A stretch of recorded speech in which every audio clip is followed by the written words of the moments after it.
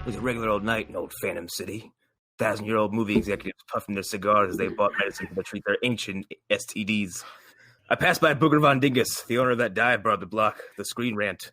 He was endlessly spewing theories about Infinity War that held no water, a movie that was 3 years old at this point. We've seen better nights.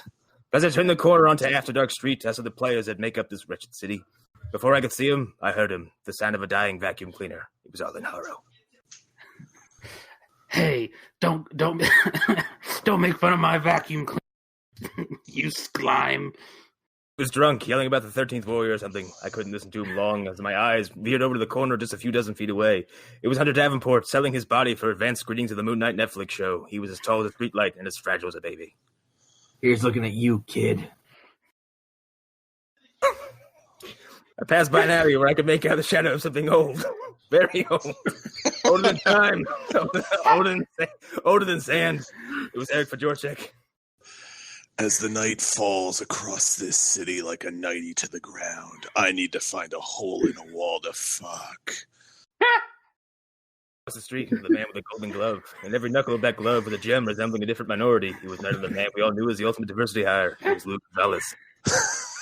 Conor McGraw, you're an angel, you're a saint, you're Mother Teresa, you're Elvis, you're God.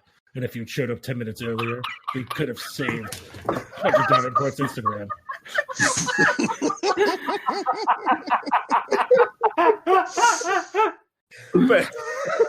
but who am I?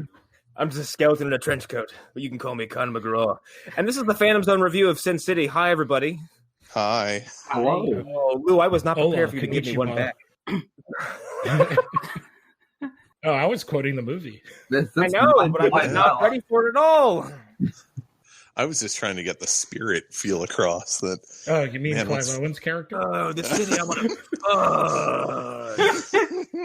to... Well, okay, I think we should open with Connor giving us a mini spirit thing because he got cut off during that spirit episode That by movie is internet. fucking batshit, and it's about a man who wants to fuck a city. Yes.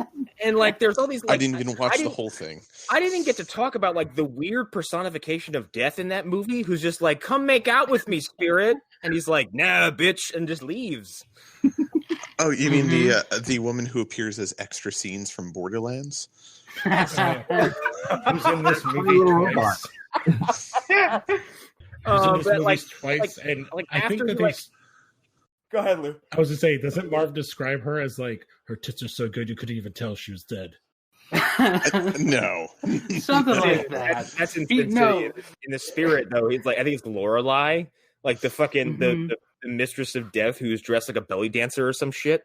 Yeah, she's like, come with me, spirit, yeah. And he's like, not tonight, Lorelei. She's like, no, and then she just never see her again.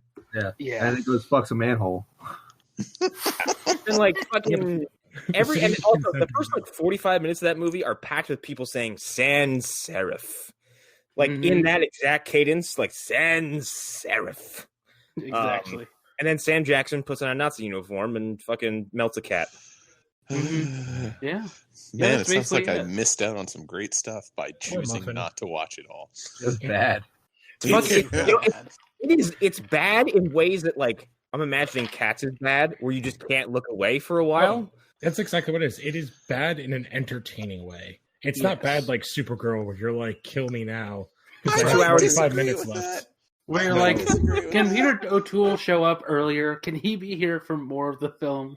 Can he come back, please? Peter O'Toole popping out of the Phantom Zone and landing in the Spirit City just to get drunk would really fit in with that film. He would. Yes. He absolutely would. But we talked about the Spirit. Excuse me.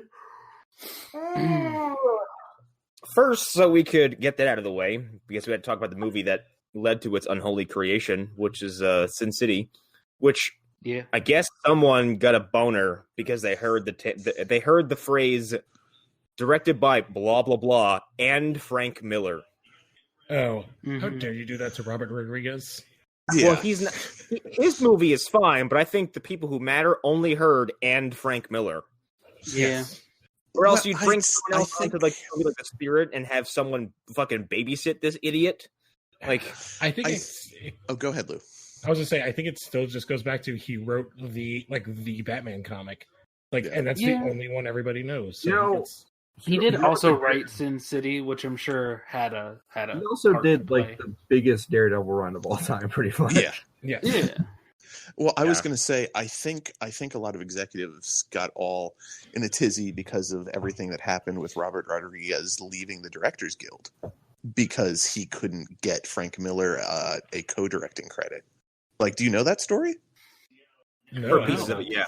Maybe Yeah, he doesn't deserve so- one, though. What happened was that Robert Rodriguez wanted to get Frank Miller a co-director credit on Sin City, and because Frank Miller and he weren't recognized as a directing team because Frank Miller never directed anything, the Directors Guild said no. Rodriguez was going to give Frank Miller all the credit, and Frank said he didn't want to do that, so Rodriguez just said, well, fuck it, I quit the guild, so he could have a co-credit to Frank Miller. Shit. And I feel like the wrong people were like, oh, well, Frank Miller must have something going for him. Let's give him a movie. Yeah. Well, because again, it's the number 2 guy of the 3 like '90s indie guys that giving him all this credit. Mhm. Robert Rodriguez. Mm-hmm. Also, I think you're dealing with movie executives who don't know the comic book world, because like it's also like, what year did Sin City come out? 2006. Okay, we're still 2005. We're still I years was off from sixth Iron grade. Man. Yeah, oh my god. You're still what now? I was in Years off 6th of grade Iron when this Man? movie came out. We're saying we're still Yeah. a few years off from Iron Man, so like Yeah. there's still lessons to be learned. And I think like if you walk up to an executive and say like, that's Frank Miller, he wrote The Dark Knight Returns, and someone would go, I don't know what that is, but it sounds important. Like, Right. Yeah. Yeah. Yeah, it's interesting because we've talked about before how 2007 is sort of the end of an era for comic book movies, and this is sort of the tail end of that era, and they're starting to do some weird, interesting stuff around this. Sin City I is feel like certainly it's- weird and interesting. I feel like it's Mhm. both the end and the beginning because like Sin City's kind of It is the the first. yeah. I kind of like this movie. I just want I to do too. I like it. I think it's the first comic book It's a movie to film. take the idea of a comic book movie seriously. It's a film. Three voices. I liked it. Me too. It's a movie. It's. I think there are I th- actors in it. Oh Christ! Here we There's go. a lot of actors in it. No, Lou. I think with what you're saying, like, I think this was the first time anyone took a comic book property seriously. Yeah. Like, that's what I think the strength of this movie is, Yeah. according to a lot of people, but not Arlen, apparently. Nah. Hey, for one, you're interpreting me as saying that I hated it or something. I didn't say that. I just said it's a film. That's all. I didn't Not say Arlen. that. I'm You also hate of a weird fun. mind now because I watched this a few days ago, and I was like, I don't remember this as fondly as I did. Which is not to say that I disliked it or hated it, but I was like, some of this is like kind of like it's cheesy in a way that it didn't age very well. yeah. Well, I Yeah. think that's a lot of Robert Rodriguez because, like, I'm looking through his movies to see where this is at in his career. It's like, all right, he had Desperado in '95, Dust Till Dawn '96, The Faculty, then it's Spy Yeah. Kids, Once 2, Upon a Time in Mexico, also around this time. Yes, Once Upon a Time in Mexico was his movie right before this, and that was 2 years earlier. Yeah. Right. The other thing is, And, like, yeah. one of the big things that jumped out at me was how shitty the fucking prosthetics on Mickey Rourke's face look now. I'm like, you could Oh my just God. use his regular face. He just looks like that now. Like, Yeah. But I kind of yeah, you love didn't it really need to because do anything. it's not just him, because it's Benicio too. Yeah, it's. Yeah. See, I didn't have any issues with it because it was a pretty goddamn accurate representation of the comic. Marv's face is a fucking rectangle with a nose. Yeah, Yeah. and that's I don't think they were trying to go for like a realistic adaptation of the comic. I No. think like Rodriguez wanted to be as comic accurate as he possibly could. Oh, that's 100% what he wanted. He says that. Yeah. I just It's don't like think the prosthetics that look the worst are visually. I yellow. don't think some of it ages very well. Into it, but like, oh no, I'm just a fucking movie dumpster. Yellow Bastard. Like when he showed up, I was like, like, Well, I as would weird not as stop it is, laughing initially. I think a lot of the things that worked here are what got brought over to Sin City. I mean, and Spirit, and work really well in that movie, like visually Yeah. wise. Yeah. And they would have been better in this, like the way they use the color. Yeah. Like the couple of scenes where there's really good color, like with the eyes Blood, popping. people's eyes. Yeah. Yeah, Mhm. blood. The piss out of Benicio del Toro's mouth when he throws it up. Yep. Notice that this I time. remember that. Oh, Yeah. God. Hell yeah. But But- that stuff is even better in the spirit. So I think Frank Miller was like, "Oh, that's awesome." But I think there's also, when was Ang Lee's Hulk? Was it around this? That time? was 2003. Okay. I was gonna 2003, say, yeah. because I feel like there's a lot of the same things going on where it's so like that movie is Yes. problems with it, or it's like it's trying to be too comic booky and it doesn't work with Mhm. it, but it does. I work don't know with if this. Ang Lee's Hulk is too comic book. Here's No, the thing, and- I have to back Lou up on this. There's a lot of stuff in there where it's like, There's oh, I panels. see. Right, I'm trying. Like, Yeah, Aang no. is trying to do a very specific stylistic thing, I get what And you're I- saying. You're right. and yeah. I don't know if it was the right choice, It but wasn't. it's very specific. It was It not the wasn't. right choice. But yeah, there are shots in that movie where there's like 6 panels on the screen. I'm like, Yes. all right, this is weird. I think a funny thing to do with Sin City would be to watch Spy Kids 3D and then this, and then Mhm. realize they're the same Right. person. I feel like yeah. you're doing that only for Carla Gugino, and Yes. it's creepy. Wait, does Well- Danny Trejo show up in this Who? movie? I forget. I No, don't know Danny, who the fuck that is is. he in this film? I don't remember. No. I literally Who? watched it. I don't. Danny Trejo? No, he's No, not in this. he's one. not in this. No. I think he's in A Fascinating. Dame to Kill For, but he's not in this. And Mm. real quick, back to the Ang Lee Hulk thing. Yes, because what I love most when I'm reading comics is the panels. Yes. That's, boy, Ang Love Lee, it. you sure did Okay. get it right. This is what happens when you hire Thank you. a Give me a Chinese fucking break. film director. Okay, this is what happens. Yeah, but you Uh, say that, but like he's also a guy that's won Oscars on like very Western films. Like, Yes, he Mhm. I has. did not- Yes, this like is I true. got to my in-laws and they were like, Little Women was on. I was like, wait, and it said like directed by Ang Ang Lee Lee. directed How is- Little Women? He Yeah. directed a version of it. Yes, he directed a Yeah, lot of the- like dramas. the main one, the one with Writer? what's it? Brokeback Yeah. Mountain. Brokeback Mountain, part of the Little Woman With the Hulk? extended universe.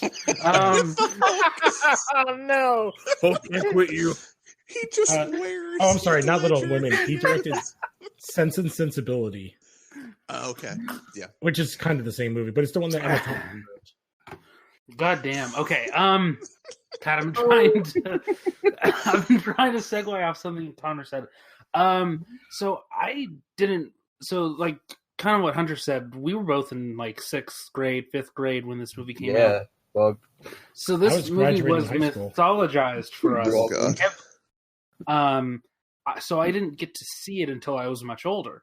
So like the mythology around this movie and like how important this movie is and how like comic accurate it is and all this stuff, it sort of built up and built up. I don't know, Hunter, you might have seen it earlier than I did, but I went in with a lot of expectation when I first saw this movie, which is part of my I don't know if this is great opinion. my whole experience with this movie is actually through Wizard magazine.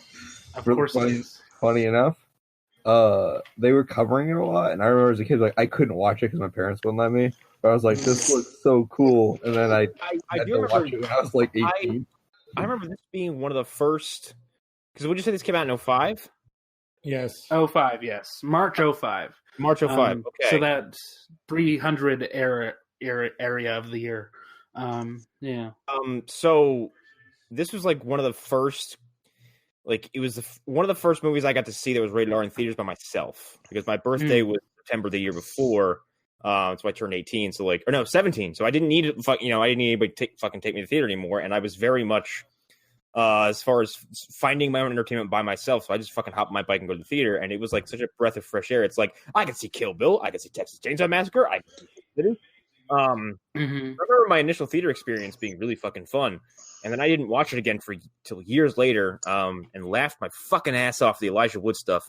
I don't know why it was so fucking funny to me for some reason, but like I think it's because he hops around like Wolverine for 5 minutes. Oh, and there's Connor. another dude in the bar that looks like Wolverine. Connor, I'd like to inform you I'm calling the police. You said you were only 17 when you saw a bunch of these movies. R-rated 17 films. is what you're allowed to be to buy a rated R ticket. I worked at 3 movie theaters. The MPAA says R is for 18 and over. Well, you know what? Maybe I was 18. I don't know. I can barely remember what I did yesterday, especially since I got hit in the head by a dog. I'm calling the MPAA. I'm calling them right now. Is this a new character? You're calling the rando churchgoers and soccer moms and priests that they never assemble twice. I live in Lancaster, Pennsylvania. I'm sure I've got some women who want to talk to the manager. I'm calling the Motion Picture Association of America. Hey, calm down, Narc Wahlberg. All right. Very unhappy with the choices you've made in your life. Oh, I was trying to look up what other comic movies came out this year: Constantine, Batman Begins, and the first Fantastic Four. My God. Yeah, this was a weird year. This was a very strange year. Those Fantastic Four movies. The only thing I'll say about Constantine is that if you don't pay attention to anything that ever happened about Constantine in the comics, it's actually not a half bad. Yeah, it's not bad. Yeah. I'm sorry, I missed. Don't at me. Okay. I've never seen that movie, but I have been told that if you go into it with nothing, no knowledge of Constantine, it's pretty fun. No, it's good. I think it's a very fun movie. As like a, what's the way to say this? As like an Elseworlds version of Constantine, Yes. or like a what if Constantine was American? Like it's a good movie. Yeah, Keanu does a pretty good American Constantine. I missed two comic book movies of that time, which is Elektra and No. the other one is worse. It's Son of the Mask. A little BTS. Oh. We almost watched Elektra for this year, and everybody was so against it. And now I want to do it even because you guys revealed a little underbelly that we need to go to. I threw it in my mouth a little bit. Wait till you watch it. It's a movie I've never seen, and I hate it. It's a movie based on the worst parts of a bad movie. I hate that it exists, and like I'm only imagining that it's a wider version of the pillow stabby emo fucking sequence from Daredevil. So here's the problem. It's not. It's like a complete 180 from that movie. It's like a 120-minute Evanescence music video. There's a man whose tattoos move. I remember that.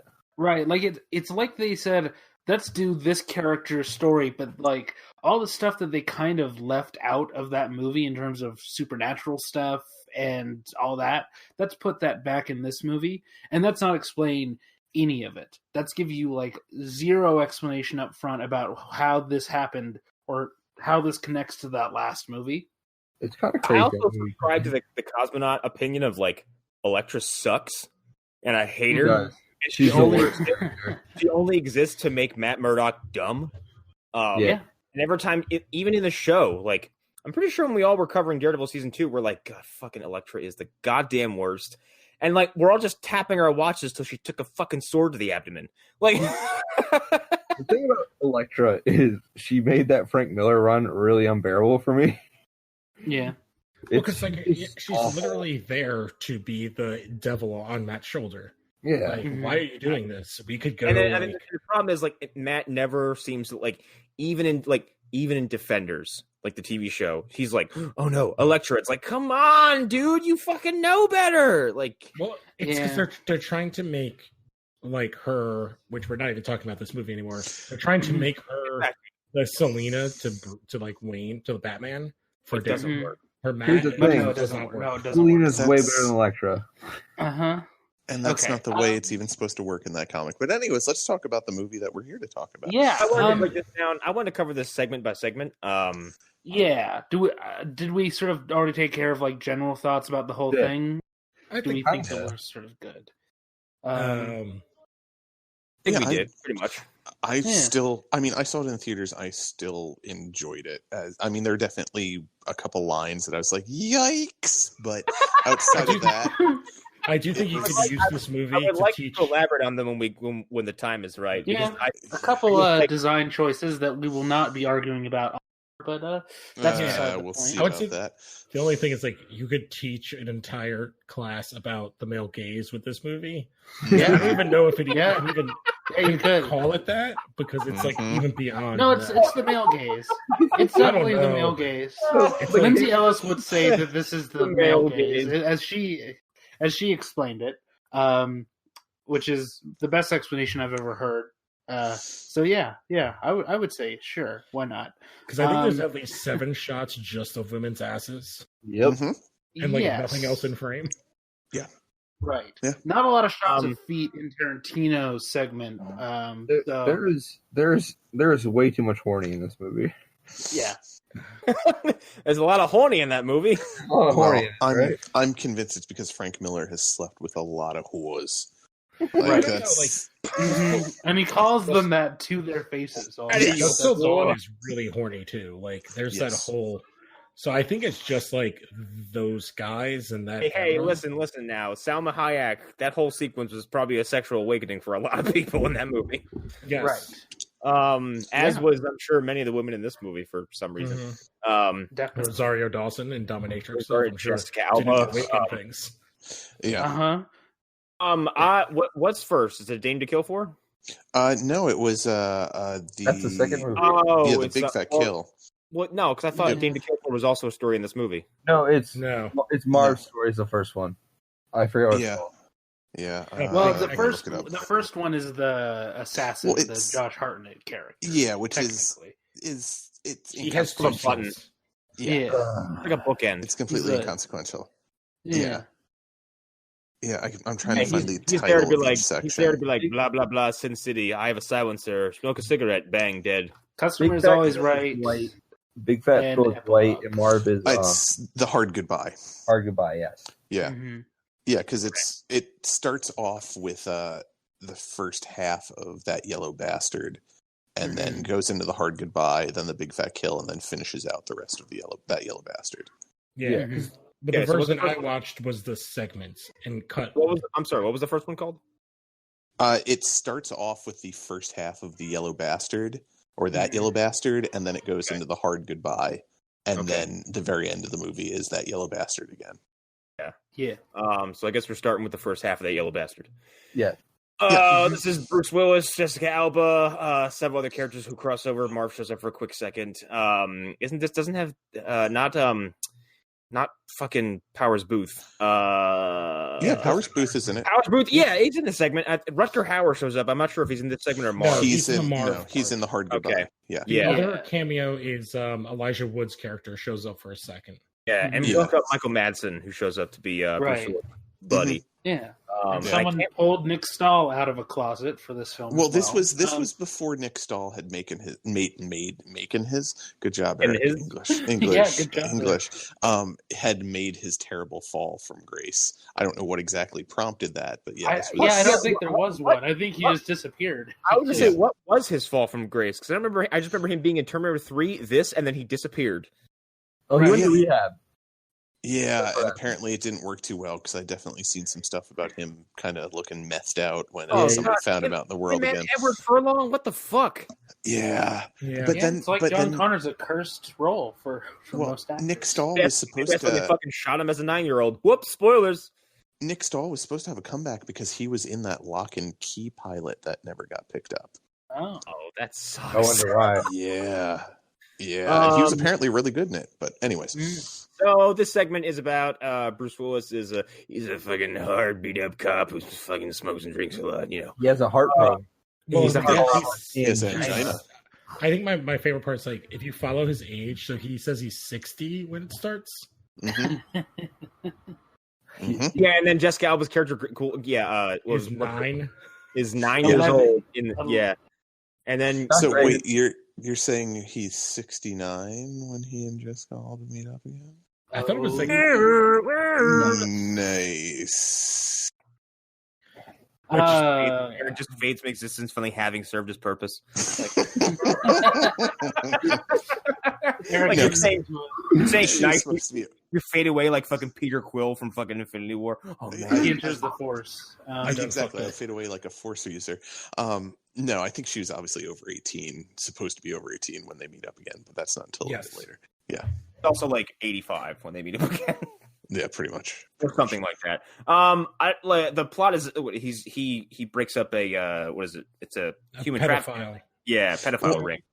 It's not even a pedophile ring. It's just Senator O'Rourke's son. Oh, that's right. It's O'Rourke's son. Right. Yeah. It's a pedo. Yeah, who's in a pizza place with this little girl. In the basement of we get Hillary the Clinton. Set the whole thing up. Well, the It's best pretty part close, is actually. There's no such thing as a O'Rourke son. It's all made up of the Clintons. you get the first shot of Ron Swanson with a bleached Yes. blonde hair. It's Yes. awesome. And easily like 15, 20 pounds heavier And- than he is now. I can't remember Yeah. the other guy's name, but he's the only other thing I remember him in is Lady in the Water. He's the dude with the one jacked arm. I know him from Justified, I think. He's like a Timothy government crony. No, he's this guy who occasionally comes into town to be like, Raylan, stop shooting people. That's That's his I don't know his thing. name. Yeah. That But yeah. asshole. Yeah. One of this is basically Willis. He catches O'Rourke's son, with Jessica. What's Jessica Alba's character's name in this one again? Nancy. Nancy, Yes. My brain Yeah. functions.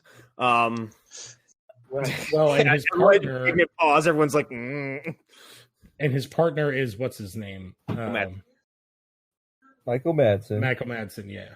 Yeah, basically, Bruce Willis is basically set up and takes a fall for this fucking O'Rourke guy, Yeah. and serves lots of time in jail. And Well, Which but, I'm but- 100% convinced this is the shit Nick Stahl gets up to outside of filming films. no, Yeah.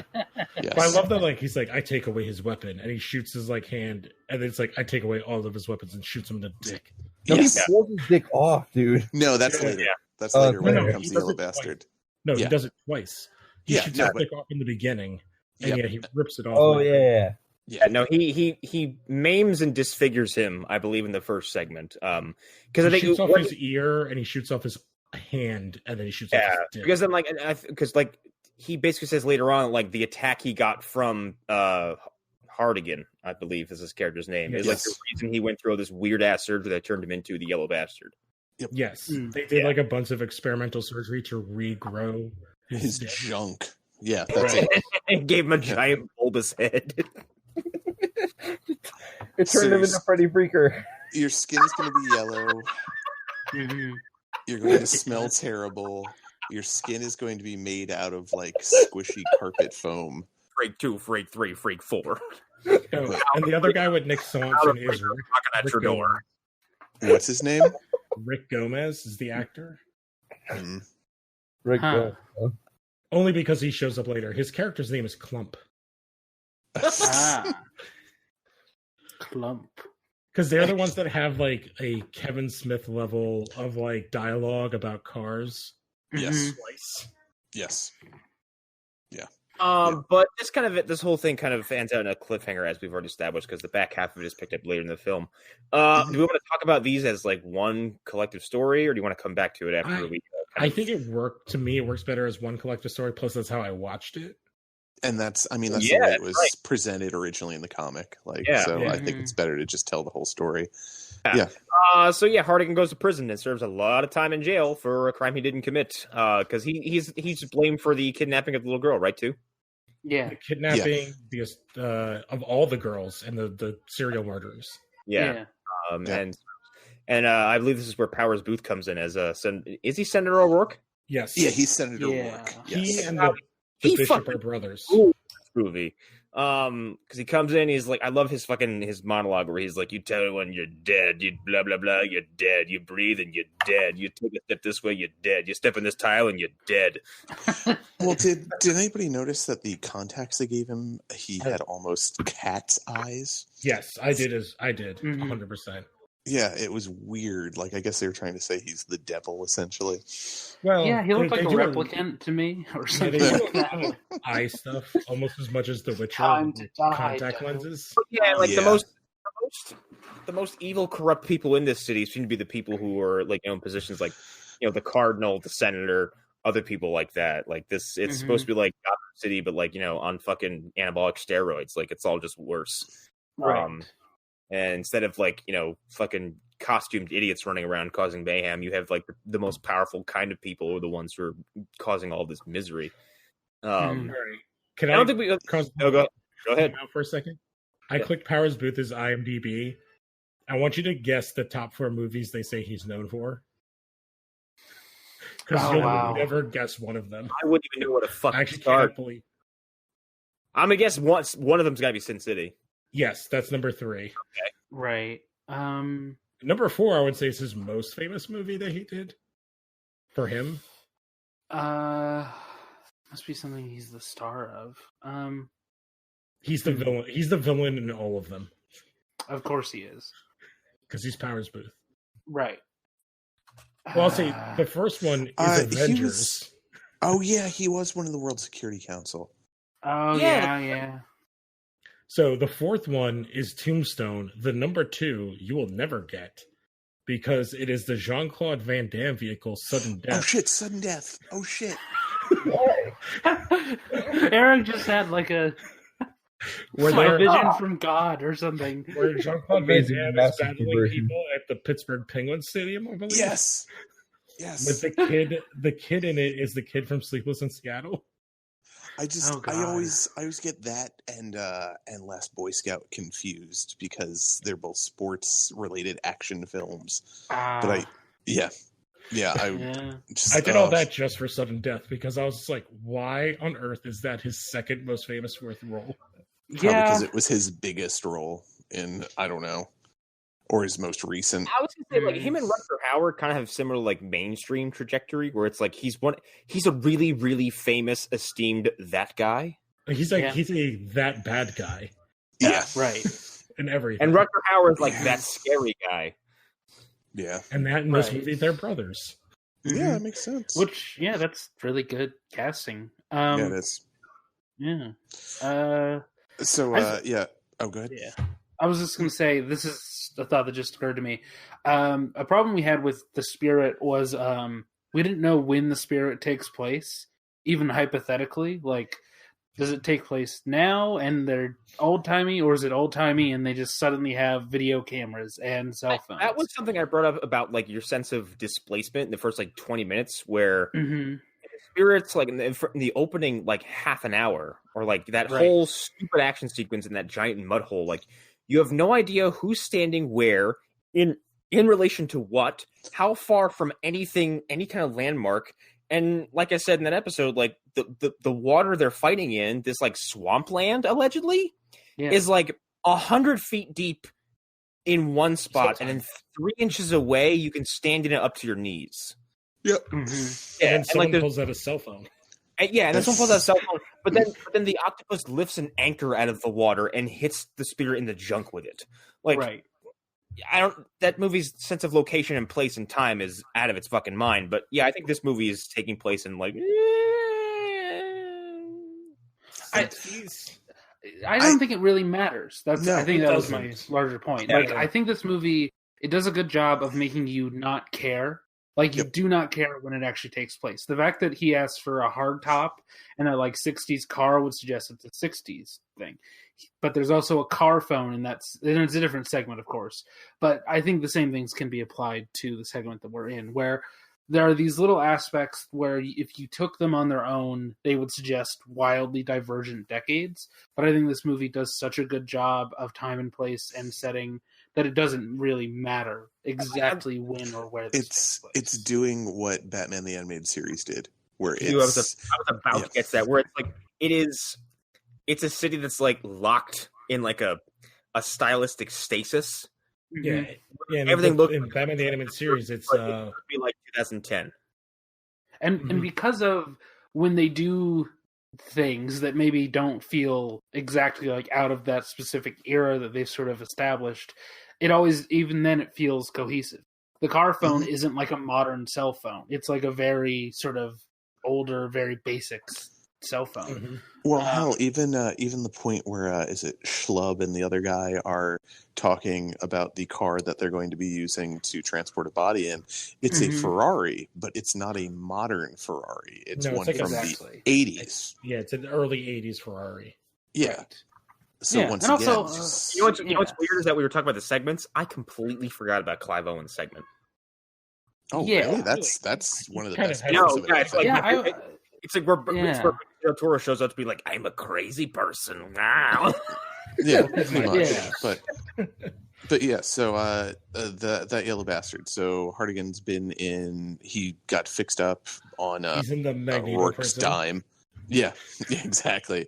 And Nancy is sending him letters under the name of what, Tallulah or something like that. I can't remember exactly. Delilah. Well, we get that weird scene where it's like another character actor is just beating the shit out of him. Yeah. Mhm. And then it's like, oh, you can get this. Oh, she shuddered because she doesn't even want to be by you. I was like, okay, this scene is unnecessary. Yeah. Someone sent him a finger, right? But it's not hers. Yeah, that's how it ends. It's they send him a finger so then he confesses Mhm. and he leaves. And then it's like a setup. Yeah. Yeah, the yellow bastard ends up in his cell, knocks him out, and then he wakes up to the finger. Yeah. Yeah, because they Also, have an idea what's going on, but they don't know for sure, and they need him to find Nancy. So Yeah, they need to stalk and get off. A A 9-year-old outsmarted them. I like how his cell is just in a room, and there's Yeah, it's a Magneto cell. No metal guns by Hardigan. He's in a mousetrap cage in the middle of a warehouse. Yeah, they don't want that 72-year-old man to get out and cause havoc. So. That's right, Hardigan. Get that big old block of cheese. All right, trap the cage on him. I do say, like, I do love the scene in the hospital, like you were saying, with Powers Booth just going, oh, it's like, all right, Powers, go for it. Give me go for 15. What's your favorite condiment? We put it all over the scene. Chew it up. Exactly. And he just goes for it. If you blink both eyes at the same time, you're dead. If you sneeze out of one nostril, you're dead. If you put your left shoe on first, you're dead. Yeah, I feel like instead of eating the scenery, he's just snorting it. Yeah, that's pretty accurate. So Hardigan gets out and he gets picked up by his buddy that shot him a few times too, didn't he? If I remember correctly. I'm pretty sure he did. Yeah. It's, what do you call it? Michael Madsen again. Yeah, right. Who's not playing? He's not playing against character at all. He's just going for it. He's being Michael Madsen, who's sober for a minute. He's like seconds from going like, that woman deserves her revenge, and we deserve to die. Well, You made me feel like a real dick. Well, it's before Michael Madsen apparently had turned into a overstuffed water balloon. Because this is like, he's not quite as skinny as Reservoir Dogs, but he's also not quite as bloated as he was in Kill Bill. So he's kind of in that like dad bod phase at this point. This is when he's only on ex-wife number 4. Maybe he's dating Heidi Fleiss at this point. Oh, Yeah. Christ, yeah. Him and Tom Sizemore can be in the same roles and God, and not get each other's way. Before one of them, before Tom Sizemore started doing crack, yeah. Tom Sizemore was in Saving Private Ryan. Like, yeah, I think I might have literally confused them. Which one dated Heidi Fleiss? Was that Sizemore? I they think might have both. Actually, yeah.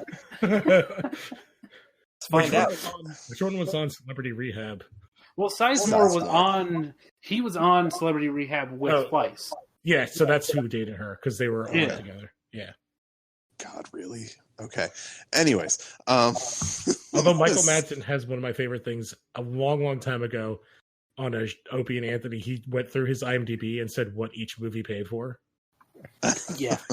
Well, and he made a good point on that one. It was like, we're actors, and sometimes we do things, we act in things that you'll never see, but it pays, it's a job. Pays the bills. It's like pays that paid for my for son's boat. college. That one paid for a divorce. That paid for my other divorce. So, yeah, I think Heidi Fleiss was with both Michael Madsen and Tom Sizemore. Which is not surprising at all. Not shocking at all.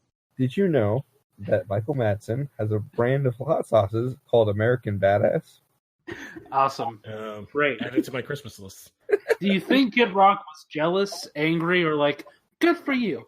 Good for you. He was probably just like, I'm not going to fuck with Michael Madsen. Can he name the song after the hot sauce? He loved it that much. You can have the hot sauce while you drink Steven Seagal's energy drink. No. Anyways, so Hardigan gets out of jail and he's where's he even being driven to? I don't remember this part. Like, he gets dropped off at the Jessica Alba's house? Question mark. Yeah. He said it's been ransacked? Question mark. Mm-hmm. And finds a matchbook and goes to the strip club. Oh yeah. Yeah. We realized our that first she's connective the... tissue. Yeah, and this is where we realized that she's the same girl. Yeah, and we get a bunch of cameos because like Marv is there and a couple other people were there too. I think Clive Owen's character is there, Brittany, right? Yeah, Yeah. Clive Owen's there. Brittany Murphy is there. Yeah. Yeah. Oh God. Yeah. Brittany Murphy in this movie. Isn't this her last film? No, she did a few other things after this, but Yeah. I don't remember what they were because they weren't that good. Yeah. When we Yeah, get her to legacy- We just got done talking about. I was listening to the Terminator Salvation episode of Movie Dumpsters. We were talking about Anton Yelchin. It's like another person who was just way too fucking young to die that way. Yeah. Yeah, but he died in a weird freak accident. He didn't die of like a drug overdose. Yeah. Well, she died of a weird drug overdose. People were like, "Was she fucking murdered or something?" Well, wasn't part of hers drowning? Wasn't that part of it? I can't. Really I think remember. She so. Whitney Houston it?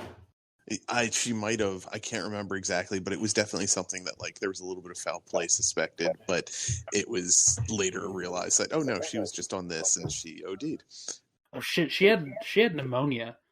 That's part of her. Yeah. Pneumonia and anemia. Anemia. Anemia.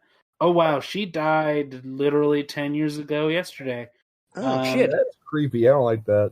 That's synchronicities. Who's gonna fucking be in my room tonight and yell at me? She wasn't that good in this movie, so I don't feel that bad. Yeah, that's what I was gonna say. When we get to Damn. it, I really don't think she's that great in this film. Well, Scream out a I'll window go and climb even- over? Guys, Go she's even further. I don't care. She's not a very good actress. Yeah, there's like trillions of people who are dead. It doesn't mean they can act. Exactly. So we're you're just the- like, "Oh, she's dead." we're at the connective tissue bar and we get to see everybody. Although I feel like this scene happens earlier. Like we see it multiple times. We see it from multiple angles. Yeah, because we see Okay. it. That's where they cross because we see Bruce Willis look at Marv, and then in Marv's story we see Clive Owen look at Marv. Yeah, And Right. then it cuts around the three of them. you're right. You're right. I'm getting it confused with earlier because we're doing the whole that ill bastard. Right. Because the whole movie takes place simultaneously, like the three main stories. Which is interesting. Very interesting that they decided to do it that way. If you really think about how much activity is happening in that city at the same time involving these three people, it's fucking insane. Like, No, there's Yeah. also a section of the city run by hookers. Yeah. Right. No, I'm sorry. Themed hookers. Yes. Well, Yeah, I mean, both sentences are correct. Yes. There's Yeah. a ninja hooker. By a bunch of whores. A bunch of whores. Frank has a cameo. Is he in this segment or segment? I can't He's definitely in the whorehouse segment. remember. Well, no, he's a priest. Yeah. No, that's right. He's the priest that Marv goes to. That's totally Frank. Yep. 100%. Yeah, it is. He- it is. He has aged a lot in 10 years. A lot. Well, I think he also has cancer, so that hasn't helped anything. Right. Yeah. but this all kind of comes to a head because Hardigan discovers that the stripper at the bar is Nancy, and then Jessica Alba runs over and straddles him. Mm-hmm. Uh-huh. Well, Christ, Frank. she's not even a stripper. She's just a go-go dancer. Go-go dancer. Yeah, that's right. Like, I'm sorry, but I don't imagine this band of ne'er-do-wells would hang out at a go-go dancer club. Yeah, they would. Hey, this ain't a strip club, okay? We don't have that kind of filth here, all right? That Mom, one put up your hands. Yeah, that one was definitely a studio note of some I sort. need to. Well, no, it's because Jessica Alba has a no nudity contract. That's our clause in our contract. Yeah. So they get as close as they can because remember, this is the exact same time as Fantastic Four. Oh God, it is the same time. Mhm. Oh God. It's really the exact same year, and it's like, oh, all right, we got to get her in the tightest pants of all time, Mm-hmm. and like push everything real up and high. Yeah. Hey, Mom, your hands look real dirty. They're covered in blood and Yeah. brains. She But has, I like, don't the want to opposite- see any nipples. Yeah, She has Uh-huh. we don't have any nudity here. Hardigan, put your gun down. Mom, stop choking that guy. Oh, that is one thing we missed. Carla Gugino is also Hardigan's lawyer. Oh, Right. yeah, she is. I forgot about that. That's right, I forgot about that too. Yeah, because she's like, oh, they're finally going to think this. He's like, no, I'm going to confess to everything, and she's like, punches him in the face. And Yep. She's like, Oh, that's fucking dick. Yeah, interesting. she doesn't That's a- age. No, Oh. no, she doesn't. No. Like, Which is again is Yeah. weird because it's Robert Rodriguez, so she was the mom in all the Spy Kids movies, and then Mhm. she's in this, and maybe 10% of her scenes wearing clothes covering her top. Yep. Right. Yep. You're right. And I'm actually, just- I think You're being that generous, one Lou. scene- You're That one being scene very with generous. Hardigan is the only time where she's not topless.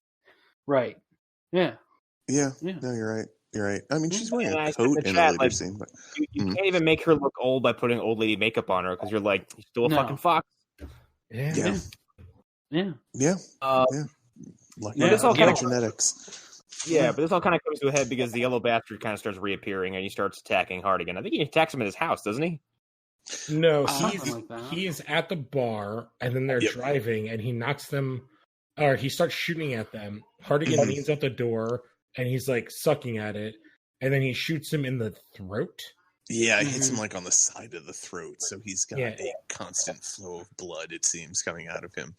This is the most used of color in the whole film with the yellow. Mhm. His Because car when he crashes. because when he finally sees him, because they have that big old showdown at the warehouse, and he's like, "You recognize my voice, Hardigan?" Yeah, Oh no, he I don't know why yeah, he sounds like a transatlantic detective, but he does for this episode. yeah, so You remember me, Hardigan? yeah, he He does crashes. sound, like a character from Mystic River. Well, he's the Jesus. only one doing a voice in this whole movie. Yes, he is. yeah. But yeah, he crashes. They can't. Sounds like that. Yeah, he can't. They can't find the body. They leave, but he's hidden in the back seat, I guess. And they go to the hotel. I missed him. He's bright yellow. Yeah, they go to the hotel, and that's where he breaks in and knocks out Hardigan in the shower, and hangs him Yeah. naked Yeah. on a table. Which I think is one of the only ways that Bruce Willis can get off. Why? Why? No, that checks out. I mean, you can I think feel like about that one checks out. I mean, considering Bruce's history, yeah. Sure, why I will have a bold statement once we finish this part, but yeah, like he does that. He like Bruce tells Jessica, "Don't scream." He needs that, and that's where we get Ron Swanson #2 cameo Yes. with that Ferrari, Yeah. and then Bruce somehow escapes and Yeah, by breaking a window and using the he ninjas. glass. Yeah, how? Like, weren't So his he hands bound? swings, he kicks his feet, get momentum, breaks the glass window, lifts the catches a piece of glass in his feet, passes it to his hands, and cuts himself down. Yeah, all while not choking to death. All while his bloated carcass isn't dragging his ass down to a choking death. Well, it's because he tightened his neck. I don't know what Yeah. that means. So Yeah, well, that's the whole thing. I do No, like he he's- does like the noir thing where he's like it blacks out and it's like no, and then his eyes open. Yeah, It's like- and that's one of the things he says is like, tighten your neck, like swing, try, old man, I try. think the Like, idea is like he tightens his neck and moves it to the side, so it's not pulling like on his throat in the front. It's more on his neck. The pressure. I guess. But, well, then that would definitely prove that this is the only way you can get off, because when you're choking somebody, you don't want to do it from the front, you want to do it from the side. Yes. And if you're into this, I'm sure you can Google a way Ah. correctly and not David Carradine yourself. layer Yes. comes undone. It's the holiday seasons. We're Exactly, I'm sharing. We're That's impressive. we're a sex positive podcast. Yeah, exactly. Yeah. Don't choke the throat, choke the No. sides. Yeah, You're we support gonna all have a great people night. of all Appreciate your sizes. mate. and- Yeah, but this is where we get Bruce Willis grabs the Spanish guy. It's like, where is he? It's like the farm. It's like then we know all about the farm. This is where we get the Elijah Woods standing there creepily. Well, along with that, we also get a nice cameo from a RoboCop gun. Oh yeah, Yes, that's right. He's like, Mhm. it's like I'll need the hand cannons, but first I got to go in quiet. It's a terrible way for a man to die. Yep. Yeah. Yeah, because he looks over at he talks about how Fat Nick Offerman and the other guy left him with a decent amount of weapons, and you see the RoboCop gun sitting on the seat there. It's weird hearing my voice in the background.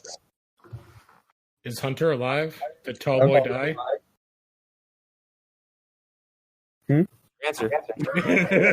I'm still alive. You heard me. Yes, you're echoing super bad. Oh, shit. Jesus. I keep typing in the thing, Hunter. You're echoing. See, You also buddy? sound like you're under a blanket or something. Yes. He's trying to fix it. Yes. Okay, where are we? We're at the big- He's gotten to the farm. Hardigan's about to face down Yellow Bastard here. Right. O'Rourke's son. Who's Junior. whipping Jessica Alba. Yes. That's right. And isn't he in his underwear? Yes. He's in his underwear with this weird, His fucking weird fabricated gut. Yeah, it's really weird. It's He looks like a Peanuts character. he looks really like, does. He looks like a grown-up Charlie Brown that did way too much meth and has jaundice to the extreme. Yeah, that's actually pretty accurate. He also 'Cause his body also has a consistency of like carpet foam. Yeah, it's very foam. Long story short, like Hardigan gets there and just fucking murders the shit out of this dude. Yeah. He goes in, he repeats his line from the beginning of the movie. He says, like, I take his weapon, then I take his other weapon, because I think he disarms him and then gets him on the ground. What is his first? Earlier than that, the yellow man goes like, "You're like, look at you can't even lift up that hand cannon." And this time he goes to lift it up like in the first part, but then he can't. He collapses because he's having a heart attack. His angina. Yeah, and then yellow man goes like, "Oh, you see, I'm gonna make you watch." And then he's like, "Idiot," and then stabs him in the gut with the switchblade. Yes. Actually, it looks like he stabs him right in the sternum. How did he get through the bone? That's right. Like I said, I think he's Bruce Willis. I don't know. Okay, considering what he's about to do to this guy, that's that's a child's play because he stabs him, and like once he has him on the ground, Bruce Willis, like with his bare hands, like tears this guy to pieces. Well, he literally tears his he tears a piece of him off. Yes. Well, he punches a hole in his face. No. He punches his face into a puddle. Yeah, like a lot of stuff that happens in this section doesn't make sense if the previous two sections don't happen. That's the whole timing thing. Yeah, because like he reaches down and pulls off his dick with his bare hands, and like it's the whole shebang too. Like it's not very well detailed because it just looks like yellow mush, but like it's big enough and gross enough. You're like, you took everything. Yes. He pulls off his dick and ball with his bare hand and then punches his giant bulbous head until it's a pasty puddle on the ground. Cock and ball torture people love this movie. But then it ends so weird where like Jessica Alba's like, "You're always the one. I loved you. I tried to be with other men." And they tried to make out, like she tried to hook up with him in the hotel. Yeah, which weird. Yeah, it's a weird like older man, younger woman thing. But it's like I like that. I guess in part of it, that Bruce Willis is like, no, like because it's kind of going to like the trauma thing, and then it ends where he's like, "All right, I have people coming," and she leaves, and basically is like, "Yeah, nothing's ever going to stop. The only way this stops is if I take away the game," and blows his own head off. Yep. And like my favorite shot of the movie, actually, which is it's a white silhouette of the character, right? Yeah, it's what they do in The Spirit a lot, which is one of the things I think they did better in The Spirit. He kneels down against a black background, and then you see him put the revolver to his head, and then it in a weird way, he like thumb pulls the trigger. It's a weird way to hold it. Mm-hmm. Yeah. Well, I mean, that's just a weird the way Courtney held it. Can I say something really probably inflammatory? Sure. This might be my favorite role Bruce Willis has ever played. Wow. I don't know what it is, but like I think he's doing a better job of acting here than he does in almost any other movie. Is it the way he says angina? Is that it? Like I feel like maybe it's not even acting. I feel like this is where he was in his life, in real life, so he fits the character better. Like anything after this, like okay, what's the common criticism of Bruce Willis after this you hear a lot is that he fucking sleeps his way through all of his fucking roles. Right. Like if it's not a director he really, really respects, he doesn't care. He doesn't even try. Well, you can just look up the stories from Kevin Smith on Cop Out, like and the biggest thing that was thrown his way for I think it was G.I. Joe 2 is that he shows up and it's like he shows up and the movie takes a fucking nap. What about Expendables? He won't even say his line, and everybody else says their lines. Mm-hmm.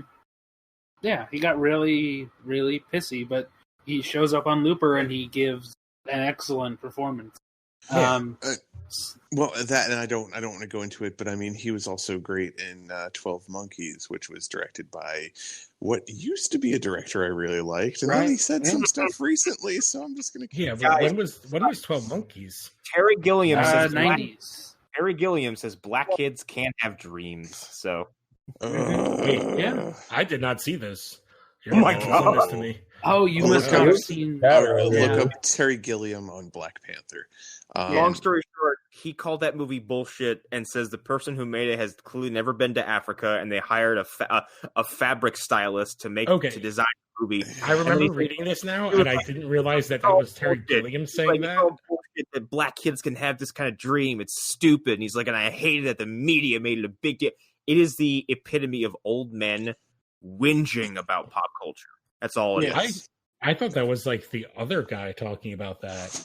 No, And I'm fucking. Here's the thing, to our small audience, fuck all of these old white directors who feel like they have to step out in front of all the popular shit and and try to piss on it. Have a heart attack and leave this mortal coil. I'm done with you. All right.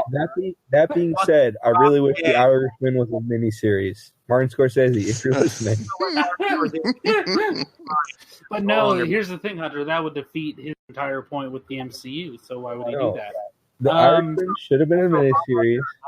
Bob Iger is going to pay Martin Scorsese so much fucking money to make a Marvel movie that Martin Scorsese is going to come out and go like, it's all cinema. It's great. I love it. Right. Yeah. And then Didn't Spielberg do that? And then he was like shitting on it. That's like, oh wait, I signed on to do Blackhawks, something that's never going to happen. Mhm. And it's like, oh no, this stuff is awesome. And then certain acquaintances of ours can shove it up their ass. Yes. Yeah. So that's So it for Hardigan's the, dead. That's it. And that's the story of the big yellow bastard. Marv's story, I think, is the next one. Well, I want to the dissect this long one. goodbye. Like the what's the best and worst things about this segment? Well, both these segments, I guess. Yeah. Bruce Willis. Yeah. Hands down, Bruce Willis is the best. No, he's the best part of these. Of Oh this no, just particular with segment. what Lou was saying, yeah. That's Saying he was the yeah. best and worst thing about it. No. Like, Go ahead.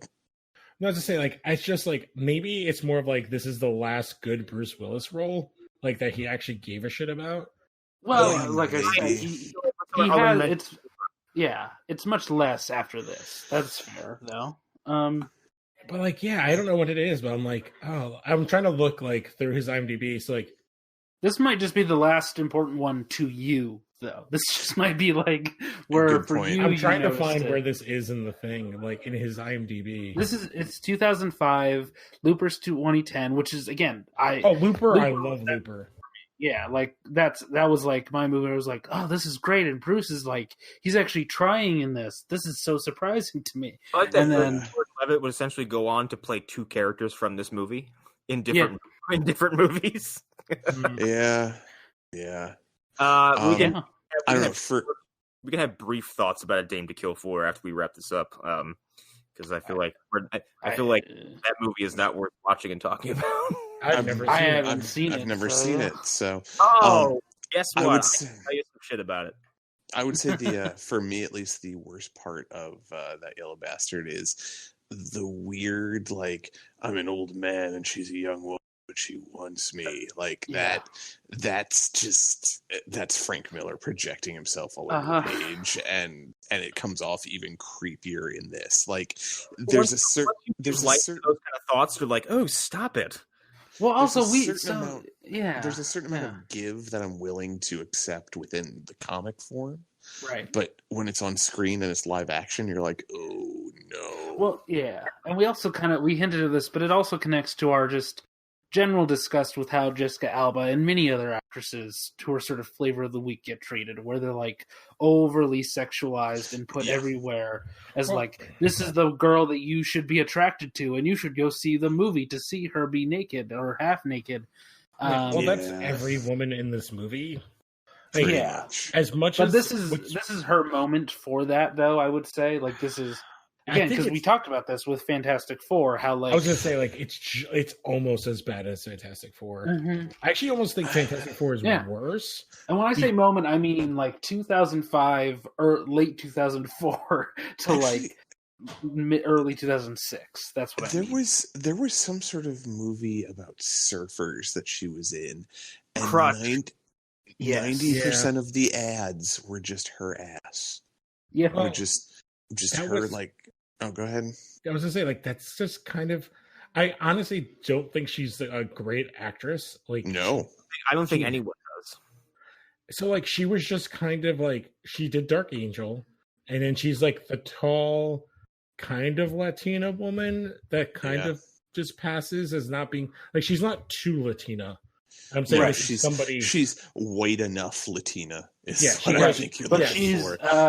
to use a kind of outdated term, exotic enough. In Yes. quotes. Oh, that's actually Yes. a perfect term to use She is- when we she get to is Dwight too- stuff. She is too Spanish to as what The Rock is to black people in the WWE, where it's like you're Right. just enough black to make us feel comfortable giving you a push.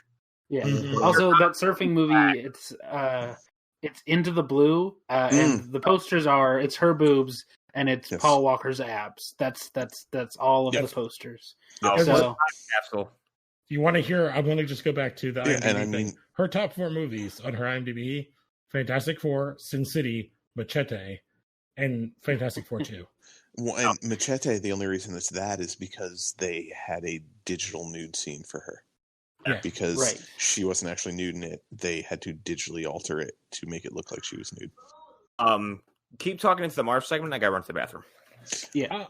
I'm trying to think of all the segments. Like Marv's is interesting. I actually think because this is the movie that brought Mickey Rourke back, right? Yeah, pretty Kind much. of. I mean, well, it's Once Upon a Time in Mexico kind of started that. Like Robert Rodriguez, I think, saw the potential in him. He's rarely not in that movie though. That much. Yeah, but he's still in it, and it was enough to bring his name back to be like, oh, hey, it's Mickey Rourke. 'Cause I feel like he was in that, and is it Man on Fire? The Denzel Washington one? Was he? I think he's can't like a remember. lawyer. I haven't seen that in a long time, so you might be Yeah. right. Yeah, I think that's like the same time, but this is the first thing that he did where he's a lead. Like he is Yes. a lead. Like he's Right. one of the 3 leads. Mhm. So, Well, and he's sandwiched in between people who are established like in that moment leads, which is an interesting. well, it's the rising star in Clive Owen and the perennial Yes. superstar in Bruce Willis. Yes, And I would then say it's the- Clive was like cresting at this moment because Children of Men was around this time, if I'm not mistaken. This is Clive Owen at like the maximum. Yes, this level is of Clive Owen awesomeness. yes, this is his final form. I would say if you want to say the younger one is actually the one who we get like a very tiny part, which is Josh Hartnett, which they were trying to push. Yeah, well, I feel like Hartnett's the guy where they just kept trying to push him, but they never. Oh, that's They what I'm can never saying. He's the really one make that it never work. he never breaks, but he's the Right. one they're trying. Yes, they're still trying. Even now, they're like, let's make He's Hartnett around? be a thing. Yeah, he's still around. he kind of missed his boat though. That's the thing. Like Yeah. he could have been something big, and like I remember he was even in a movie with Bruce Willis, if I remember correctly, and like it was supposed to be at least competent action, but then I don't know what happened with him. He just kind of disappeared. Like he was a heartthrob for about 10 minutes, and then people like, Josh, who? What are you talking about? Mhm. Well, he was in a bunch of like good movies. Like I like The Faculty, which was like that teen movie.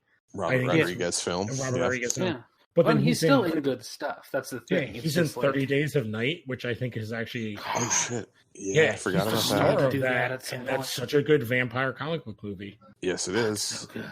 It's over So 10 years old, Arlen, 2007. And it is. Hey, I was pushing for that movie earlier this year. I think I remember. No, yeah, I vaguely don't bringing it remember. up. He's I in don't Black remember. Dahlia. Yeah. He's in Lucky Number 11. And then it's like the rest of his stuff is like, eh. Is somebody fighting? Is My Somebody's- brother-in-law is watching Role Models. So it's the okay. when they are LARPing. Okay. Oh, he was no. also in Connor's favorite movie, Bunraku. I literally was about to say that. Yeah. And then everything after that, I have no idea what it is until Penny Dreadful. And then everything. He makes like 4 Yeah. good movies in a row and then vanishes. Yeah. But that's the thing. Like, after Penny Dreadful, he's in a lot of stuff. Like, Yeah. what the He's kind of heck? had a little bit of a comeback because of Penny Dreadful, oddly enough. But yeah, Mickey Rourke, he's great in this. He's say. perfectly cast. He's doing a lot. goddamn delight. Mhm. He's a goddamn delight to watch. I think everybody in this section is perfect. Like, I love, again, Carla Gugino's part is even better. Like, she's great. Jamie, who's it playing? Jamie Kennedy, or is it Jamie Foxx? It's definitely not Jamie Kennedy. Jamie King. Remember. Jamie King. King, that's it. I knew it was a K. Yeah, she's doing like great work, although female gaze is like not even the term I would use for what to do with her, because we get like a full like 10-second hold on her dead tits. Yeah. Yeah. I've never been so uncomfortable with like nudity in a movie before. That was the thing. Like, when I first saw this in the theaters, like, oh, that was really good. It was a great adaptation of the comics and whatnot. But watching it now, I'm kind of like, yeah, like I said, like me and Connor were like seniors when this came out, so it's like, oh yeah, I'm like 17 or 18 years old. Awesome, tits, and it's like now I'm 32. I'm like, oh god, put on clothes. Like, I don't need to see this. I'm imagining you both in the theater, but in different parts of the theater, just chanting tits. I'm not gonna say you don't even know it's like in high school that's not what this movie was talked about like a lot. Like, well, which I think speaks to the Frank Miller of it all. Of like, he has the mind of a 17-year-old boy. I also think like saying that this one is like so good is because this was the very first Sin City story that was ever released. So I think there was a definite like precedent for Robert Rodriguez to get this one especially like 100% correct, because it was the very first Sin City story ever, and you have the guidepost for what became everything else that came out on Sin City, which I don't really know if there's anything else he's put out since some crazy one where there's a lot of hallucinations at one point. But regardless, like this one was kind of like the rebirth of Frank Miller for a bit, where he became this crime noir guy. Well, when we get to like, I do want to say like, I think he does like this movie does a pretty good job of doing the noir thing better than a lot of other movies I've seen in the last 15 years. Yeah. Oh, definitely. Yeah. In terms of like modern noir and really nailing that tone, but not feeling outdated, this does a good job. Over and everything like works, which is what I was like. The reason I like Bruce Willis is like in his scenes where he's acting, he's not talking and it's all voiceover. And his deadpan, low energy works really well in the noir sense. And I think it works great for all three guys. Like, they all have a completely different take on it. Like, I love the Marv, like, they don't really get into that he's mentally ill. And then as everything goes on, it's like, it's goddamn crazy. So, okay. So I think that I really wasn't able to put together any thoughts for the big yellow bastard or whatever. Just because it's so much of the story. But I think you saying that it sort of reframes it for me. I don't actually think I like Bruce Willis's narration as much as I do the other two narrations. It doesn't mean that it's bad. I just don't. It's just not as interesting to me for some reason. And I think it's probably because of the way that these actors talk. The way Mickey Rourke says words and the way that Clive Owen says words. Like there's something about the way that they do it that's probably the different training that they have. I don't know Mickey training, background. Just their natural personalities. Yes, like, I feel like I think that's part of it. Not really like I feel like all three of them are not really doing a ton, but what they're doing works for each of their characters. Like again, I think it's just good casting. I think they're instruments almost. If we call their voices instruments. I prefer 100% their agree history. with that. Yeah. Whereas Bruce Willis, I don't know, maybe it's just a thing where he was the one that was most there in my early development, and just like a thing for me where it's like, oh, that's Bruce playing a Bruce character. And I think that's like, maybe to me, it's more like, this is him almost, I don't know, maybe I enjoyed it a lot because it's almost like the pinnacle of like older Bruce before, again, he gets like super sleepy, and him doing an actual thing. Right. That works. Yeah, that's fair. But I do want to say, like, of the 3 parts, it's the most boring, which is weird because it's the longest. Yeah, I think that might be part of it. Like, it's the least action packed. Like, the Marv and Clive Owen parts are like not. I mean, we can talk more about structure, sort of maybe towards the end. But I'll say maybe it should have been in like 3 parts. Which again, I think the way I watched it, where it's cut up into the sections, works so much better pacing wise. Right. Or if they had just really like back and forth, sort of bounced it in a way. I think the storylines would have gotten muddled too much if they would have done that. Yeah, I think it would have confused the average, where you were at in the stories. Fair. That's a fair point. Because I mean, like, I went in and I knew 3 of these stories from having read them. But if you're somebody who's just like, oh, that looks cool to watch, and then it's jumping and jumping and jumping, like, this is a unproven comic book adaptation from a director who isn't exactly like A tier at this point, but is on the rise. He's like the second biggest indie guy of all time. Right. Yeah, but this is a big budget film for him at the time. Yeah. It's the second biggest indie guy who just did like 3 kids movies. Exactly. Yeah, it's a big deal. So expecting an audience to jump into, which I don't necessarily disagree with that idea. I think that could have been a really interesting structural choice, but I don't think that could work really all that well, especially for what they're doing. The way they do I think there are ways where... to break it up. That's what I think. Yeah, that's a better way to put it. It's like, I think Rodriguez, like he said, he was going for a translation and not a adaptation. So it's like you can watch this movie as the segments individually, and it works on its own.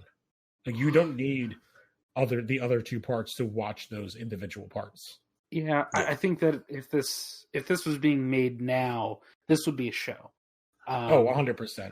Yeah, this would be an anthology show, and each of these segments would be like fuller episodes, probably. Yeah, each segment would be like 1 hour episode. Yeah. Or even longer. They might even go like hour and a half British style, depending on what was there to adapt. So yeah. Do we want to go through the Marv story? It's much more streamlined than the other ones. Yeah, it is. It's sort of it's really just like basic revenge story. Yeah. Well, the only thing that I think we need to talk about is the Elijah Wood of it all. Right. Well, I just like to point out that I think Marv is just Mickey Rourke's true form. It's when he goes Super Saiyan, that's what he turns into. Right. Yes. Yeah. When he sees a full moon and he it's his Ozaru form. Exactly. Yeah. He powers up to 9,000 and Yeah, I literally watched like a bunch of Dragon Ball Z Abridged over the week. I don't know why. I felt like, because they do all the movies as Christmas movies. Oh, that's great. Nice. Yeah, because it's not the Tree of Might, it's the Christmas Tree of Might. Oh, Jesus Christ. God damn it. But and the plan to eradicate Santa Claus instead of Sans. Damn it. The inclusion of the inclusion of Elijah Wood as serial killer, I thought, was a phenomenal choice, and was awesome that Elijah Wood was all for it. Yeah, it's such a crazy thing because like this is like right after Lord of the Rings or during it. Yeah, I think it's the same year as Return of the King. Yeah, and so he says he had finished. Yep. Yeah, he had finished. Well, Marv makes it a point to say like he doesn't even scream when I tear him apart. I think he says like he doesn't make a sound or break his gaze as the wolves are eating him. No, he even says like even when I was finishing the job and cutting off his head, like he's like he doesn't make a sound. Yeah. And I was so happy that like they, for the most part with these scenes with Elijah Wood when he's alive, they did the whole whiteout over his glasses. Mm-hmm. Like it's not till near the very end that, you know, you get to see his eyes, which seems to be the thing that you'd point out earlier, that it's only really the people that you see color in their eyes. Yeah. It's only the what people? Evil. Yeah, the evil people. I didn't pick up on that. Yeah, because it's Cardinal Rourke, it's Elijah Rourke, Wood, it's Elijah what's Wood, her name from Gilmore Girls? Alexis Bledel or whatever it is, because she ends up being a bad girl. And it's what's his face with the Rory gold Gilmore. eyeball? Yeah. Oh yeah, not Ving Rhames. The other. Michael Clark. Yeah, Michael. Yeah, like it's only. That's right, because he's got the orange eye, doesn't he? Mm-hmm. Yeah, it's like a gold orb. But yeah, it's only the bad guys that you actually see eye color on. Mm-hmm. His glasses too is like it's something that a filmmaker or like a producer would go like, we don't need to do that. Well, yeah. One of the things that I would love to know how they did that, because I can't imagine that was an easy thing to do considering it's such a small space. Digital, like it's all post effects. When I was watching, I was like, this is what they need to do with Batman. Like, yes. Yeah, I agree. Yep. Yeah. Coming out of this movie, not show his eyes? Well, yeah, for the white stuff over his eyes. Just the closest thing. The closest thing we ever got was the Dark Knight when he puts on the sonar vision. Yeah, right. Or no, I think they do it in. Well, in BVS with the armor, but only in the power the armor. Yeah. But go ahead. Let's just say, like, it works so well in the comics. Like, that. Yeah. Yeah. I think the way to do it on live action and to do it just in the basic suit is like have his helmet have glass in it. Have it have lenses. Like for years, I thought Spider-Man's eyes were cloth, and then like when I read a comic where it was glass, I was like, "What?" You just do it like you do Deadpool. Just like don't even address it. Just like it's what it does. Yeah, but Deadpool's different. Deadpool. Yeah, but like or Spider-Man, just like don't even address it. Be like, oh yeah, it's technology, and move on. Yeah, like sure. Well, back to the Batman thing. Like when I came out of Sin City in the theaters, like. I was 100% for Robert Rodriguez working with Frank Miller and adapting Dark Knight Returns. I would have loved it. I think it would have worked. Because at this specific point in history, yes. Mm-hmm. Yes. Yeah. Well, and they were selling. They were already advertising it and like hinting at it. It's only 2007 when that I Am Legend thing happens, and they have the big poster for it. Well, no, that was for Batman versus Superman. Like I'm talking about Dark Knight Returns. The Frank Miller like huge comic that everybody knows that Frank Miller did. Yeah, you're right. It was Batman versus Superman. I think that if you're using that title before the movie that we know of as BVS exists, I think most people assume they're doing The Dark Knight Returns. But yes, especially when we'll get to it, like what this movie did. But with the Marv story, I feel like there's not like Elijah Wood's awesome. Like it looks great. Yeah, a lot of it's very well done. Yeah. There's not much to say. The Marv story and I forget Clive Owen's Dwight. Both easily more exciting than the Hardigan story, just because there's so much more action going on. But I think the Hardigan story, the Hardigan story is a little more heavy in the narrative, which I think I like. But the Marv stuff is like just serving you up, fucking just like hilarious graphic violence the entire time. If we transition over to the Dwight story, I'm just like, I was watching, I was like, oh, Clive Owen should have been the Spirit. Oh, God. Now that you say it. Because I'm like, it is basically like the way like the women flirt with him and are like in love. It's like, she's my Valkyrie. She's my woman. I love her. But we can never be. Yeah. I was like, oh, it's the Spirit. Well, I mean, honestly, I think Big Fat Kill was my favorite out of all of these segments. Like, I fucking love Clive Owen in it. I love the Marv thing because I was not someone who was privy to Mickey Rourke's career growing up. Okay. Excuse me. So when I saw him in this, I only knew him as a boxer. I was like, this is the fucking dude talking about. That's awesome.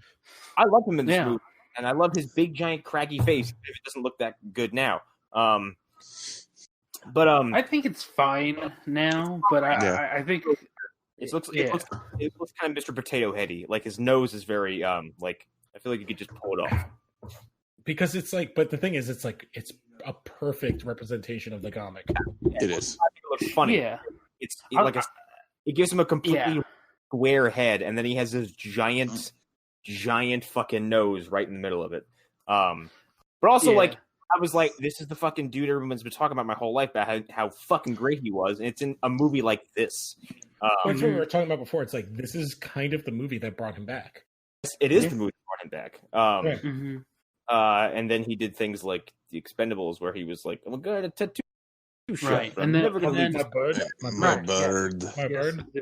He has a bird. The bird. Yeah, he's really good in this. Like, again, it's hard to talk about this segment. I think him and Jamie King, despite how kind of weird it is with the murdered body and all that, they have a lot of good chemistry.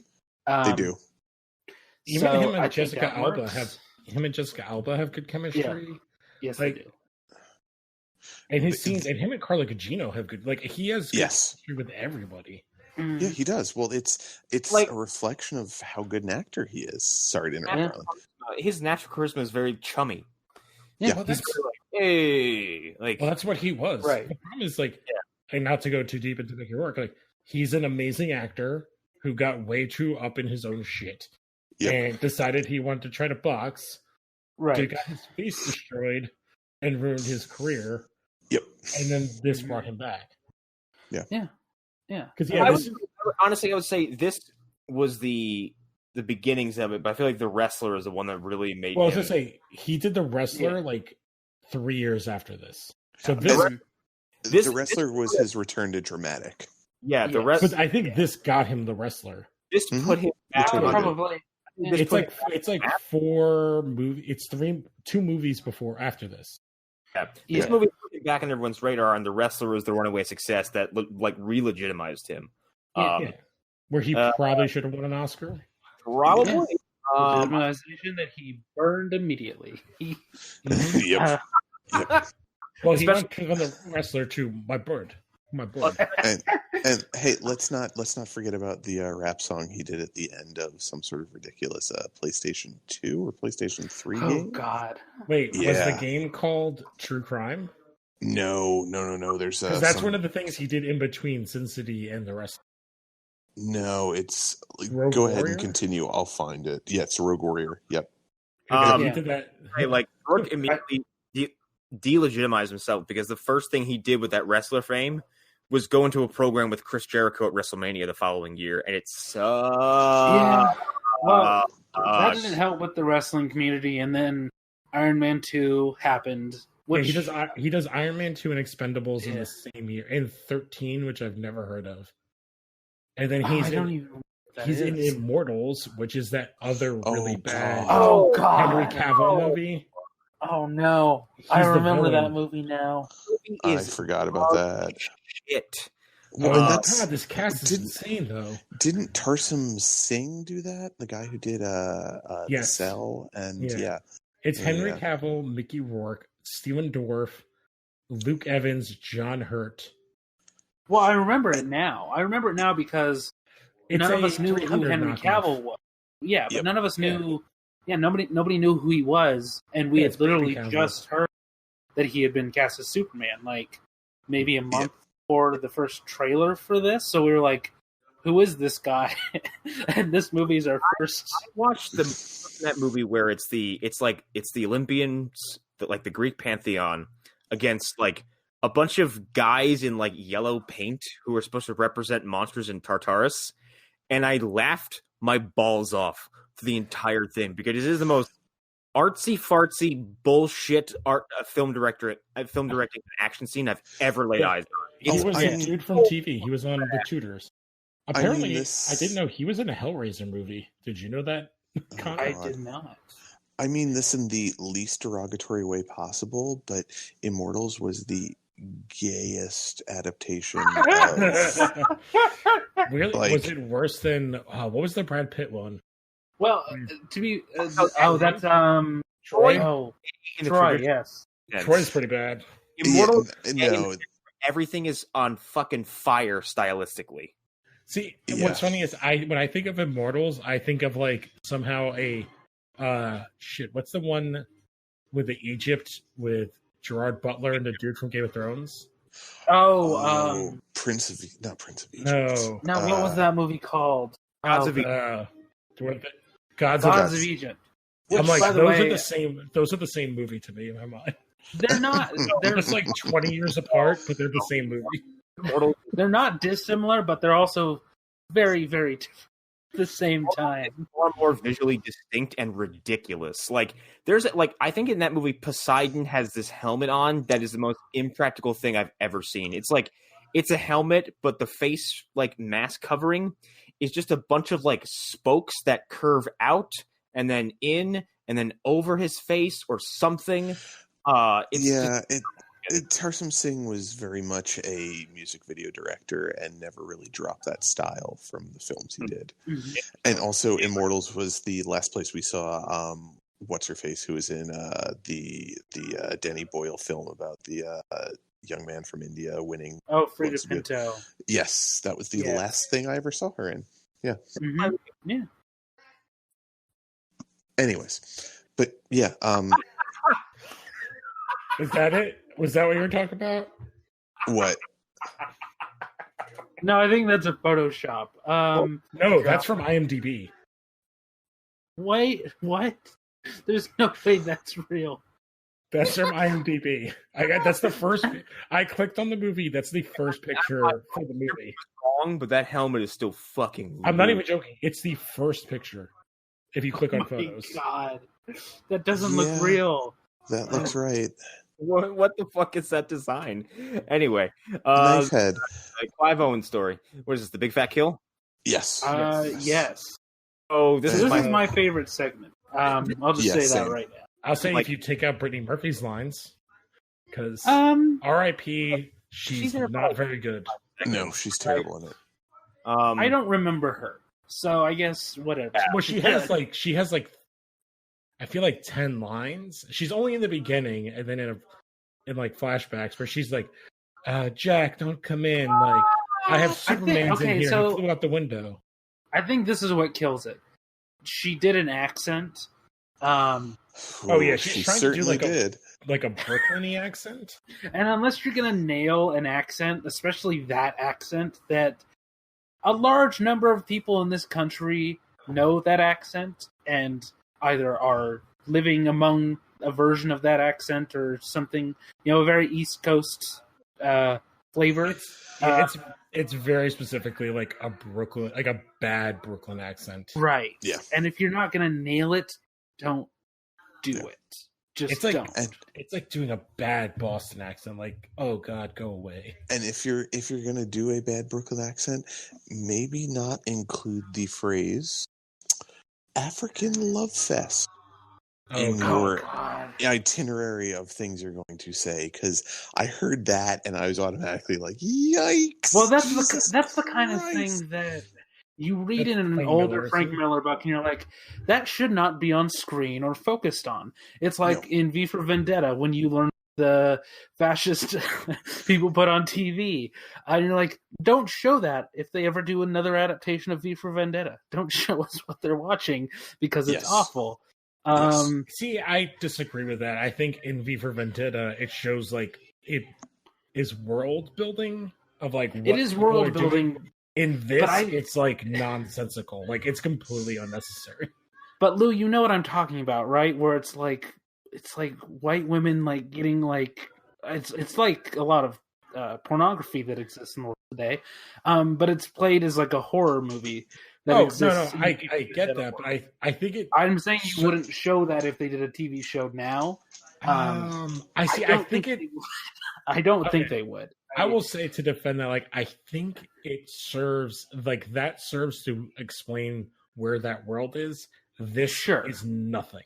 This Yeah. is a Right. throwaway line that gives nothing to what we're doing. It At least doesn't the other help. one serves the narrative in some way. Mhm. Yeah, it's agreed. it's just like later on, not to jump forward too far, but there's the point where Alexis Bledel says like it's this bar, not this one. That's the fag bar. Like yikes. Yeah. Yeah, she didn't need to say it that way. So Yeah. that See, terminology. every time you say Yeah, that, but I'm here's the like, thing. oh wait, Here's the, that's where this we is go also there's a slew of movies from this like few year pocket that uses that word just like flippantly. Right. Yeah. Because we This were just dumber back then. Like right. one of the most that- like the single most egregious thing about Freddy versus Jason is Kelly Yeah. Rowland's line God, towards Freddy, yeah. which I guess was not in any script, and the writers of that movie were fucking pissed. Where she says, she says like she calls Freddy a little faggot or something like that. Oh yeah, that's right. I will say Yeah. this, and I think it connects to both Kelly Rowland saying that and the director here. There is a big difference culturally when it comes to that stuff, and I know it shouldn't be that way, and it's You know not what, an Lil? excuse. I'm gonna go with you on that just a little bit and say this. Kelly Rowland was around for a while by that point, and she maybe should have known better. So I blame she her should more have than known anybody. better. But like, Yes. I can find any rap song of today and be like, Oh yeah. Yeah. Well, yeah. The And the rap rap. song- Yeah, and I mean, that not just community rap. is. Yeah, it's not even just that- rap songs. It's like if I can Yeah. go to a Spanish song and I could look up, like I can't Yeah. tell you how many times you watch something and they say, like Mhm. maricón, which is basically the Spanish translation for that in many ways. There Yeah, are and- communities that are still not It's up the- with Yeah, positivity. It's the towards- idea of machismo, Yeah. which exists Mhm. it's in almost every culture in the world, Mhm. but it's very open in most non-white Western countries. Well, and I would, Yes. I think even bring up rap and hip hop, it's definitely prevalent there because I mean, thinking about like Eminem having to do his "I'm really sorry" with Elton John, showing that Oh I'm my not a God. homophobe, but in the Right. same sense, then you've got somebody like Tyler the Creator who used the word, and there's some questions about what his sexuality is. Not that it makes a difference, but if he was just using it to subvert that particular idea within the hip hop he's creating. But that's a discussion for a completely different podcast. Right. Yes. Yes. Anyways. Not for this show. Yeah. But yeah, there's stuff in here where it's like, yikes. Yeah. Wow. Yeah, well, I think this is where we can dive. This is the segment of the film that has the most. Let's talk about things that happen because there's Yeah. two instances of swastikas. I think the one, it's a bad guy. He has it on his head. Yeah. It's Right. a comedy moment. I almost Yeah. say like, I kind of hand wave that away of like, he's like the bad guy, and he's working Yeah. with a black. He's a sub to a black guy, so I'm Mhm. very confused. Except that like, he's just there for comedic relief. Well, and so yeah, The, I mean, the name that Michael Clark Duncan's character calls him is, I can't remember, but it's a German title that he has. So it's Frank Miller. He doesn't work on subtlety. Frank Miller is very much in your face Right. about things. And like So I said it's in the like- chat, it's like the laziest way to write bad guys is just like, Mhm. oh, they're Nazi. We don't need to explain anything about them. mhm. Yep. Right, and there's also there's sort of a peak before the sort of current rise in fascism that we've seen in the last 5 years, where like putting a swastika on something didn't mean what it should have meant to people. Like it didn't have the same impact because it was Yeah. overused. And I think this also Um, ties into the other part that we see. It's like, this Yes. is still around the time, which there's very little of it now. It was originally a symbol of peace, like that was Yep. used in Asian cultures, Yep. which is why I Yes. think it shows up as a shuriken. Yeah, sure. So yeah. my only problem with that is and that is a thing that is in Japanese Buddhist temples, and there's a big controversy around it because they want to remove them. Oh, from it's those like temples. everywhere in Asia. Like it's a Yes. Buddhist thing from India to Japan and China, like all Right. around the world. And as a result, there's a lot of confusion in countries about Hitler and the Reich, because of that symbol, and there's sort of just this assumption that they must have been the good guys, right? I would say, which like, is fascinating. As a person who's kind of, I would say I'm like slightly above amateur historian. Like, it's one, a lot of this stuff did not affect the Eastern world. Yes, that's so they have very little knowledge of it. Right, and it wasn't an immediate effect for that. Region, for that area. And their symbol was taken by the Nazis and bastardized. So it's like, how do you deal with stuff that's older than the Nazis? Like, you're not going to take it down. It's right. Yes. Yes. Yeah. But I think my other thing about the shuriken, and it's very hard to research this, because if you type in swastika shuriken into Google, you'll get stormfront.com, where they sell swastika shurikens. So yeah, I can also buy them at a local. Right. I did not have the time or inclination to really research this and then have that stuff in my Google search history. I really wasn't trying to make it look so intensely important to me to look this stuff up. But my understanding is that that symbol wasn't really used on weapons of any sort. It might have been used on flags. Yeah, it's like a symbol of peace that you put in temples. Yeah. And stuff. Right. Which is why I'm like, oh, maybe Frank was using it as like the thing and part of its connection to Asian culture. Yeah.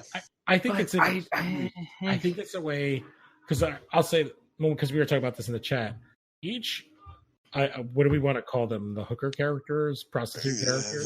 They all have a theme. They have a theme. Yes, they do all have a gimmick that they follow. Her theme, what is her character's name? I can't even remember. Miho. Miho. And her thing is Japan. Her thing is Asian. Yeah. It's not even Japan. Yeah. So, like, it's Asian. So okay. So I wasn't sure. She's in a kimono, but she's using swords. Apparently, those are the exact same swords that they reuse in Kill Bill. Right. And the bow she has is one that was very Japanese. Like just the curves on it, like that was a Japanese recurve bow. Right. Yes. I would have just assumed just Japanese. Yeah, but like the way the symbol isn't really a Japanese symbol, and so like is it? But I feel like there's not that much nuance. But it's like, all right, so she's doing that thing, but I think it ties into like.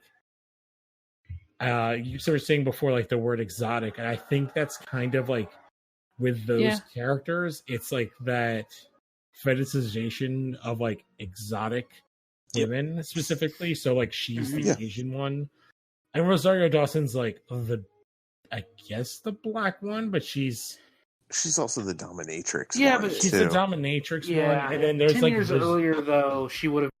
Bruce Balk. That's the thing. Yeah. So like I don't know if that's really is this how close is this to that Alexander movie? When was that? I don't remember. Sorry I keep leaving everybody. There's been like a metric fuck ton of Christmas treats at my job, and like, all right, why would I go and pay for food when it's all there? Eric's so angry and bitter about this. Okay, you know what? I gotta hear about everything you add to teeth. I'm gonna tell you about the fucking epic shit I just took because of all the donuts I ate from Pink Box. Well, no, see, the thing is, you're saying like, it's easier not to pay for food. Motherfucker, you're just eating treats. You're not eating actual food. You're eating. I'm aware of this, pastry. And now the treats are out of my body. I had a donut yesterday with Cocoa Krispies on it. There's a reason this is happening to your lower intestinal tract, because you're not taking care of yourself. Oh, it's done now. This has been Uncle Eric gives a fatherly. Fuck. Wow, I'm trying to help you guys, because if I knew what I know now when I was your age, I would have looked like the greatest human on earth to anyone I had a date with. Like, no, wait, here, let me cook this for you. It's great. It's easy. Don't worry. No, all you have to do is do this, this, and this, and you can add this if you want to. But nope, I'd rather just eat 30 metric tons of garbage. Yep, let's just keep doing that. Don't insult me. It's 40, okay? Yeah, I'm taking better care of myself. I'm not drinking energy drinks. Well, that's because you've been reading up on AARP. And they've been talking about how to extend your life past 75. Somebody brought in cookies the other day. They were double chocolate cookies with powdered sugar on them, and I ate like 6 of them. Speaking of ancient history, Alexander was the year. So she went from Alexander to Sin City directly. Her identity is actually kind of. If you remove video games, she went Alexander, Sin City, Rent, and Clerks 2. Okay. So here's the thing. I'm unsure whether or not this. I don't want to bring it back to this. I'm unsure whether the swastika is Frank's obsession with the swastika or just a thing about that character. I'm unsure. I think it's. I would need to hear from him directly. Yeah, I feel like it's both. It might be both, but I think it's like I pointed out in the chat. I think it's he's kind of a weeaboo because think about his Daredevil run. So of course he's going to use any type of symbol that that's an Asian symbol, and the juxtaposition of like it's a symbol of peace, but she's using it as a weapon. Yeah. Fair. Oh, That's he fair. loves ninja shit. Like he, I'm like sure- you said. I'm sure that might be something that to him was like a little in joke, and that's completely reasonable. And again, not to ignore history, but Japan and Germany were allies in World War II. Yep. They were allies. That's true. Yeah, that's So fair. like there is Um, connection there. Yeah. But I Yeah. feel like if you look at the rest of the costumage, like there's a Zorro character. I don't remember her Yep. name.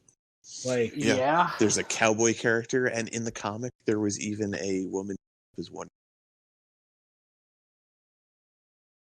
Eric, you cut out. yeah, if you Oh, cut out from there that. was- you were like, there's a woman who.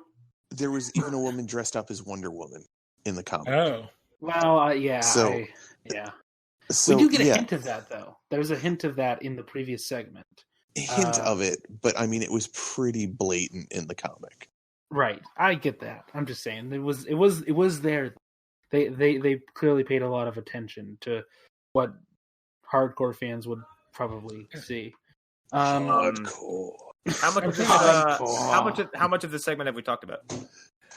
Not a whole lot. We've Not been a lot. talking We about kinda the got stuck up bothersome. Yeah. I would say for the most part, like it's a weird segment because it bounces around. Like when the Irish people showed up, I forgot this existed. Yeah, I totally Yeah. forgot about that. Too. Uh-huh. God, I only remembered the one character because he's the guy that's in everything. and he's when actually Irish. Yeah, the one with the scar on his face that's in every movie. And Oh, that guy. He's in Braveheart and fucking Sons of Anarchy. Yeah. He's in Gladiator. He's in Ace is Wild. I like how in Yeah, Gladiator and Braveheart he plays basically the same character. Yes. Yeah.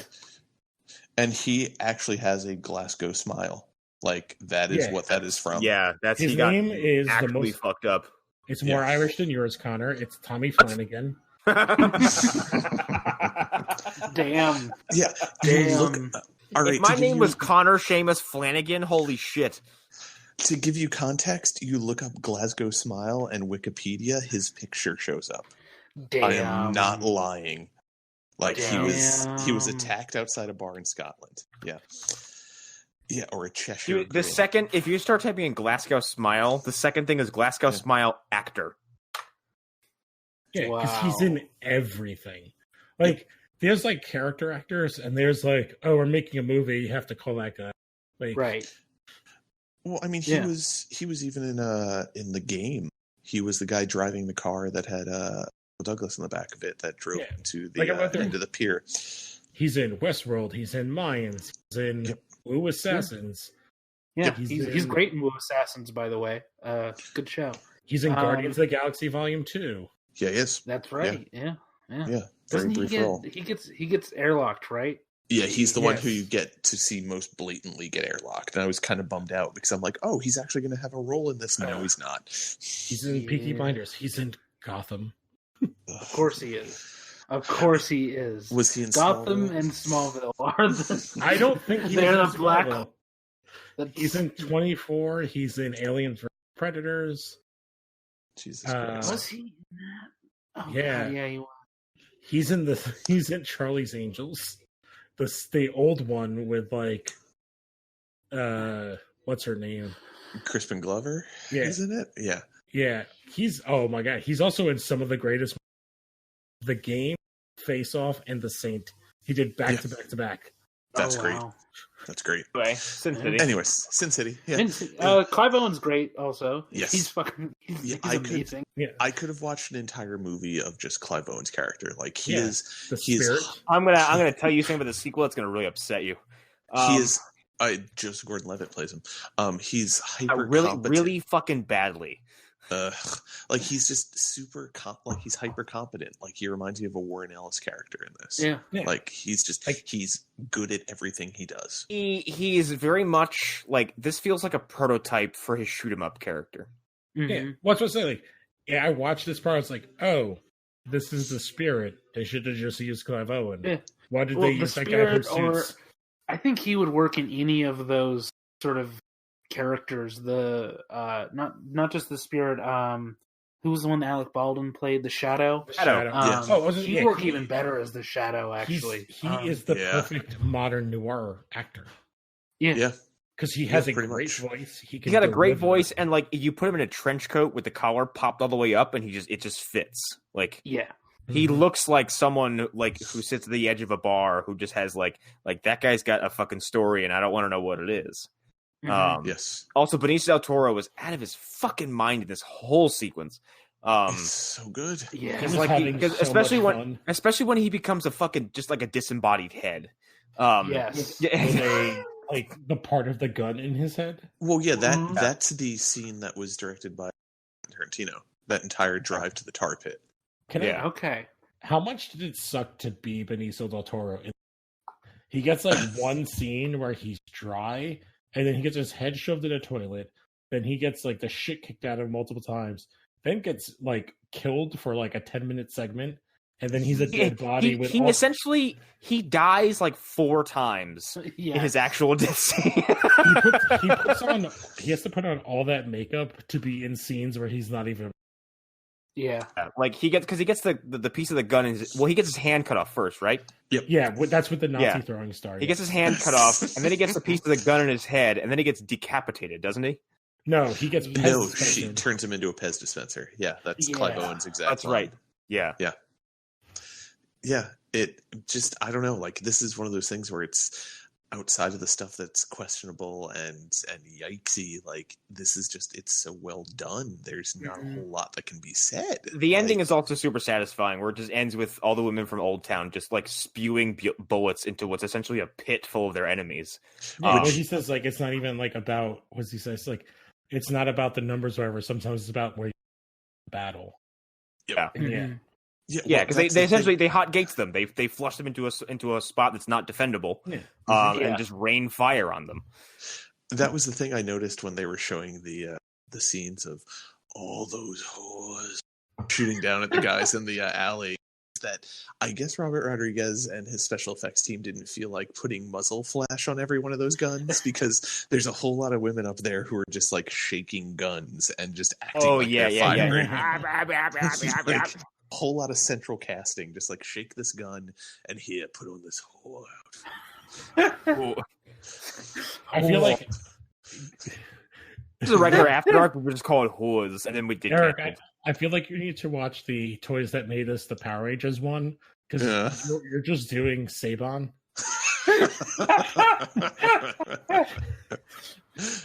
I like the Pink Ranger. She's a Pink whore. But yeah, this sequence has an awesome ending, and then the movie is bookended by the other side of Yellow Bastard. Right. and then it has the kind of epilogue of Alexis Bledell's. Yeah, Yeah. Yeah. meets No, Josh stop Hartnett's calling her character. that.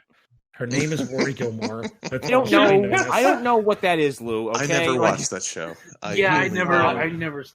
I'm sorry. know a lot I'm of people married to watched a it. woman, and I've went to my wife who has watched. Eric is it. also married to a woman. Yes. I don't know. My wife. Yeah, I have seen every episode of Gilmore Girls twice, and I don't even know how. I've seen The Notebook like 13 times. All right, I've never seen that. But she's just Rory Gilmore forever. She constantly looks like she's 12, and Yes. she's in Mad Men in a very weird, messed up character that gets electric shock treatment. She kind of disappears after, not immediately after this, but like shortly after this. She is married to one of the stars of Mad Men and kind of retired. Okay, then. Interesting. Also, she in was Mad in Men, Sisterhood there's- of the Traveling. Oh yeah, she was. So she In, made uh, all that money. In Mad Men, does she play a whore? She and her real life husband have an affair with each other, and she gets electroshock treatment to erase that from her brain. Oh yeah, because that's how that works. Yeah. Uh-huh. Yeah. Yeah. Yeah. And Yeah. then I think the most recent thing she did was the Netflix reprisal Gilmore Girls. Oh, I forgot they did do a comeback of that. Yeah. Yeah. Okay, Yeah. so how is this aged? I think pretty well. I in some think parts, I think it's overall pretty well, but some points are Yeah. like you said, all the yikesy stuff. yeah. I Some of the visuals are probably like, ugh. Well, I would say they're the also yikesy stuff- cutting edge visual, so it's like you kind of have to judge on a curve. I think it actually ages not bad compared to like say a movie like Fantastic Four, because it's like Yes. you're kind of going into it like, yeah, this is an edgy movie. I can So, tell you like, what looks better than it, and we just watched it from Movie Dumpster. It was a movie that came out in 2010. It's a movie I like, but has some dog shit visual effects. That's Bunraku. Uh-huh. Bunraku has some like shameless visual effects that just look bad, and it's kind of Yeah. a similar movie in that it's mostly style over story. Mhm. But Bunraku goes all the way the other side of style and just forgets about the story at some point. Yeah. Well, Whereas this I is think- walking a very happy medium. I think what Sin City had going for it too is that it's using the template of something that's been kind of timeless, which is crime noir. And Mhm. it's just done in a very heavily stylized way, and like Arlen was saying, like it was cutting edge at the time. So yes, those special effects don't look as good, but in all honesty, I still think a lot of them hold up really well because they're complementing the style. They're not dictating the style. they Yeah, look right. better And a than lot of some them current are movies. just simple use of color, so it works, Mhm. and it doesn't really have to be, it can't be dated.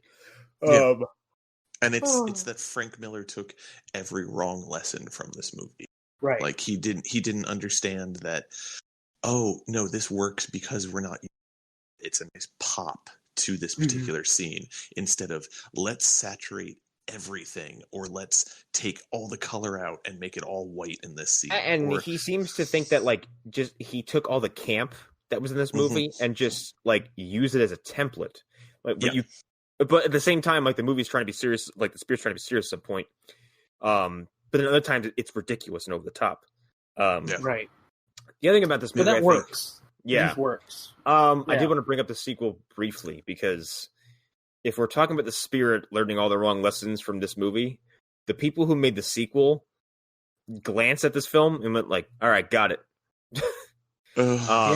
Because like I don't remember all. I think I remember all three segments, but I think two of them feature Joseph Gordon-Levitt as a title role, even though he dies in one of them.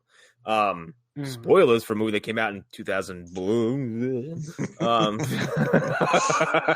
My favorite year. Actually, the one where he returns, the one where Dwight returns, is the fucking worst because like it's apparently taking place before the big fat kill, but and it's explaining how, because in this one it explains like, oh, you got a new face. Yeah. In this, it shows you him getting Clive Owen's face, but he's substantially shorter than Clive Owen and looks nothing like him. So it's like they put on a weird Clive Owen nose on Joseph Gordon-Levitt and gave him long bangs and called it a day. But the first segment is kind of interesting because the first segment is him showing up to challenge, I think it's one of the Rourkes to a card game. I think it's who eventually becomes Senator Rourke. I think it is. And it's interesting because he goes in there basically with, like just to prove a point, and I think he beats him and then just gets gunned down at the end. And I think that's probably the best story. And the worst thing about that movie is that they do a sequel to what the fuck was Hardigan's story called again? That Yellow Bastard. That Yellow Bastard. They do a sequel and it's starring Nancy, and Jessica Alba sucks. Wait a minute. Sucks. Wait, against all odds, she sucks. Against all odds. That. And Bruce Willis shows up to play the ghost of Hardigan, and he is What? he is as asleep as you expect him to be in a movie that's not the original Sin City. He is terrible. He's like, "Oh, Nancy, don't do it," and she's like, "I'm gonna do it," and he's like, "Okay." Oh, Nancy, I'll have Well, sex I with you mean, now. Oh, So looking at the wiki, just real quick, because we said we kind of wanted to talk about structure when you were here. The structure of this one, just from looking at it, is kind of what I would like the structure of this to be a little bit, because the two-part story is in the middle of other stories, like on all sides. There's a story between Long Bad Night Part 1, and then A Dame to Kill For, Long Bad Night Part 2, and then Nancy's Last Dance. And I understand that might not be how the stories were originally. I get that works. as like a theatrical viewing, but I Right. really enjoyed the vignette style that I watched it in today. Sure. And I'm not saying that doesn't work. I'm just saying, like, if we're going by what the makers intended, I think not ending on a story different, because I think Rodriguez wanted it to be the vignettes. Right. Exactly. Here's the funny thing about the sequel too, is that I watched in the same day. I watched Sin City: A Dame to Kill For and 300: Rise of an Empire. Oh god! Because they were both in a red box, and I was like, fuck it, who cares? I'll say this: 300: Rise of an Empire is a substantially better viewing experience than A Dame to Kill For, because 300: Rise of an Empire isn't. They're like, whatever. Here's more of that shit from 300, except it's louder with cooler music, and that's it. And it's not bad, honestly. It's pretty fun. At some point, Ava Green and the protagonist of that movie have a fist fight that turns into a fucking session that turns back into a fist fight. I just have one quibble with that. The music is good. The music in the original 300 is also great. It's really, really great. So yeah, but other than that, yeah, it's fine. The thing about that movie is it doesn't take anything away from the original 300. No, not at all. And I feel like that's actually what A Dame to Kill For is, like, its biggest crime, is that, like, it is a sequel to a movie that's really, really well regarded. And if I feel like, because Sin City is very unique, especially now, like from a modern setting, doing a sequel to it, you better not shortchange anything, and the entire experience feels shortchanged. There's no 10 years life late. to it. It's 10 years late, and it doesn't feel like it has any life to it. Yeah, so it's like us waiting for Avatar sequels. Yeah, I wouldn't be surprised if a similar thing happens. Because I think they announced a Sin City sequel like a year later. And if it had come out, I feel like it was like a media, and there were so many rumors. Yeah. So I was going to say, I think a lot of the rumors were tied to the almost cast in this film. Because I'm like reading through the IMDb, because one of the big ones was like Johnny Depp. And I think I remember them talking about oh my god, I'm losing her name in here. The first Tomb Raider. I don't know why that's what I was thinking about. Angelina Jolie. Yes, I believe she was also someone that they were talking about. But like her, just based off the trailers, I could see a green role if that was the idea. But some of the almost casts in here are interesting. Leonardo DiCaprio was set to take the role of Junior, but declined it. Okay. Okay. That would have, wow. Yeah. Huh. I'm just trying to imagine Leonardo DiCaprio in Yellow Bastard outfit. Yeah. That would be so weird. That would be so strange.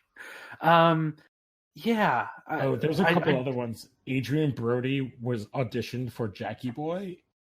That makes a lot of sense. Yeah. I feel like they fit into like kind of the same thing. Yeah, especially in the context of the movie. I wonder if Dame to Kill For was directly affected by the spirit. I wonder if that happened and it just knocked the movie off course. I don't doubt it.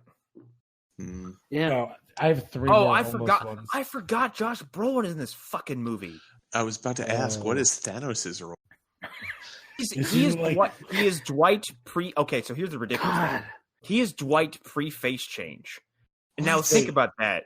So Josh Brolin turns into long-haired Joseph Gordon-Levitt, who is supposed to be Clive Owen.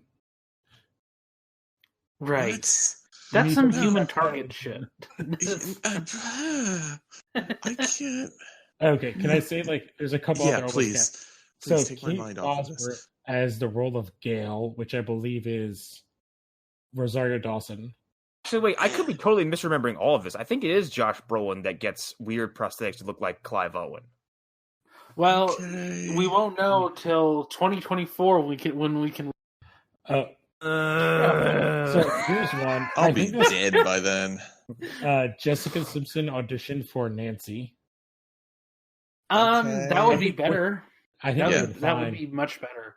Well, Yeah, she's a far more sorry. competent I actress. am very sorry, everyone. It is Josh Brolin. Josh Brolin is playing Dwight, and he gets his face like changed to look like Clive Owen through the last half of the story, and he looks fucking dumb. Yeah. Joseph Gordon-Levitt plays Johnny. Yeah, and that's the card player. Yeah. Anthony Michael Hall auditioned to play Dwight. Nope. Nope. Yeah, no, that doesn't work. No.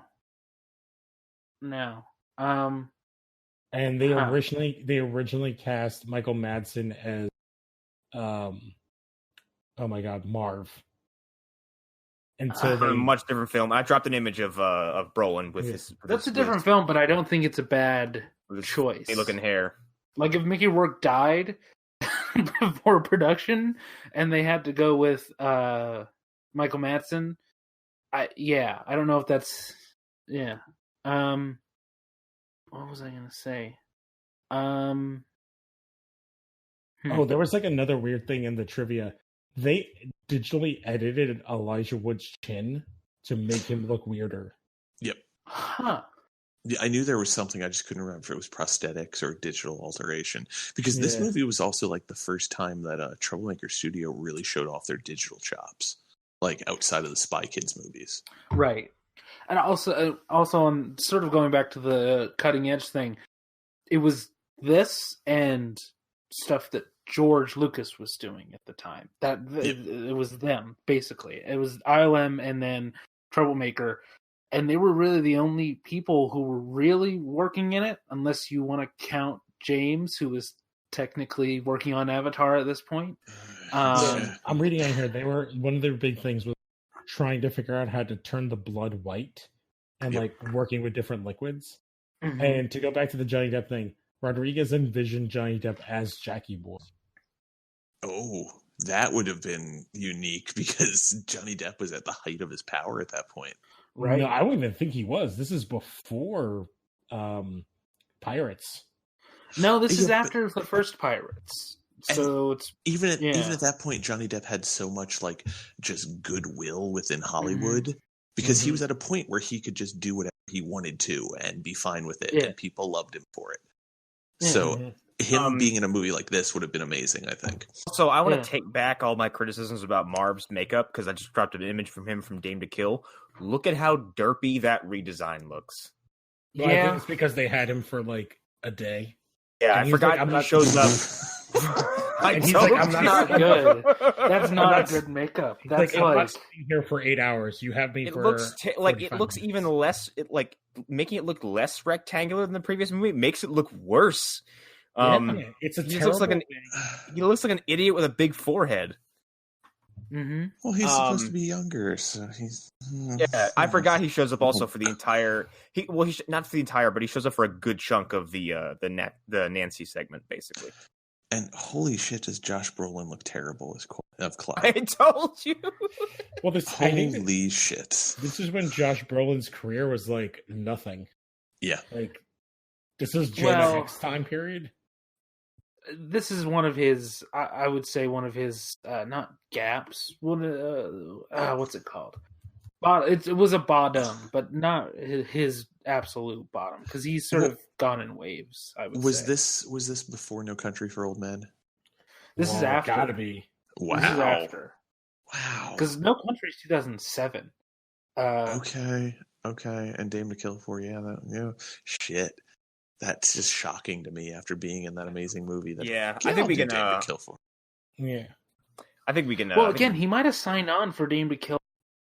He might have signed on for that before. He might have signed on in like 2007, like for all we know.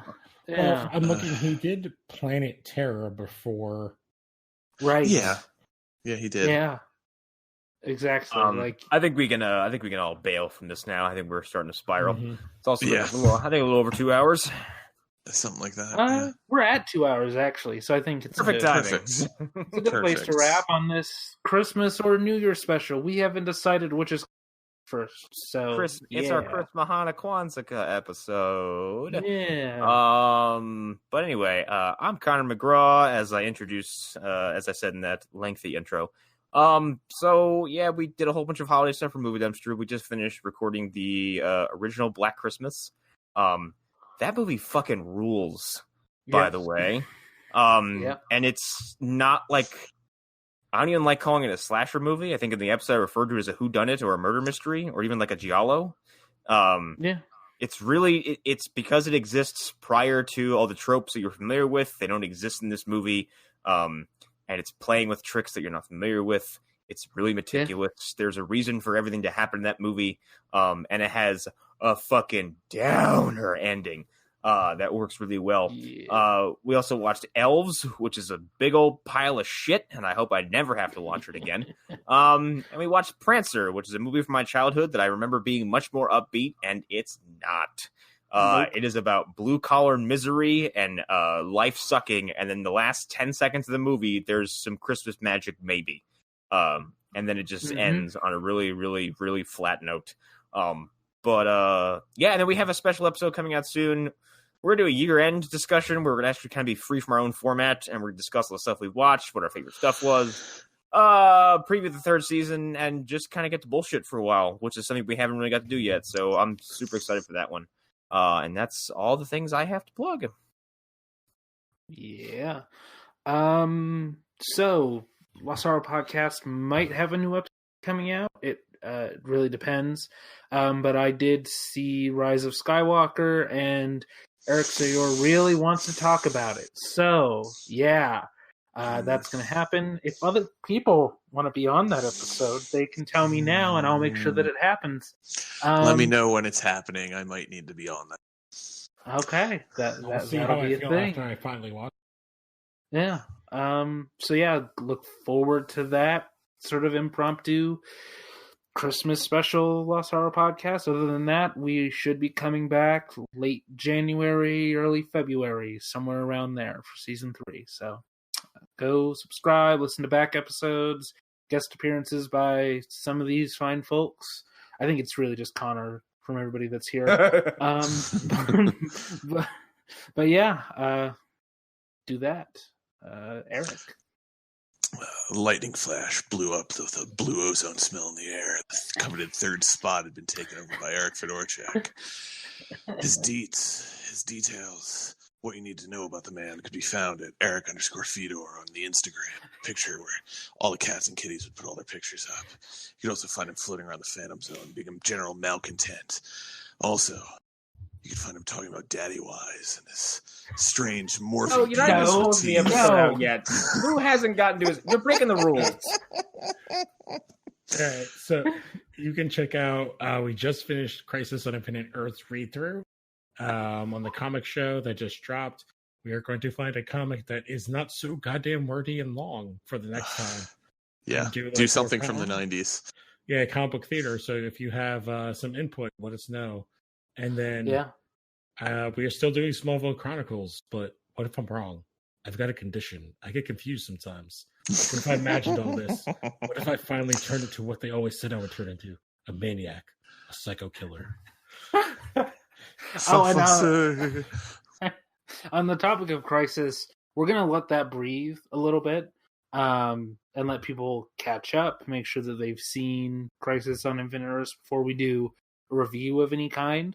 So it might be pretty close to when the next episodes come out before we review anything. So yeah, that's a thing. Other than that, I think that's everything that we all got. How the fuck right? did you find this?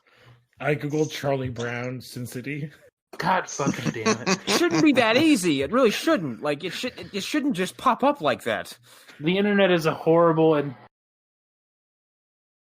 Can I read it? Sure. Knock yourself out. Rain comes down like nails from a nail gun, but I don't give a damn. I step up to the pitcher's mound. It is too late to step down. The only color in the frame is Charlie's yellow sweater and a giant white catcher's glove. Yep. And his accented two hairs on his bald head. See, it would have been better if it would have been him talking about how Lucy took the football away from him all the time. Bye. I'm not that miserable bitch.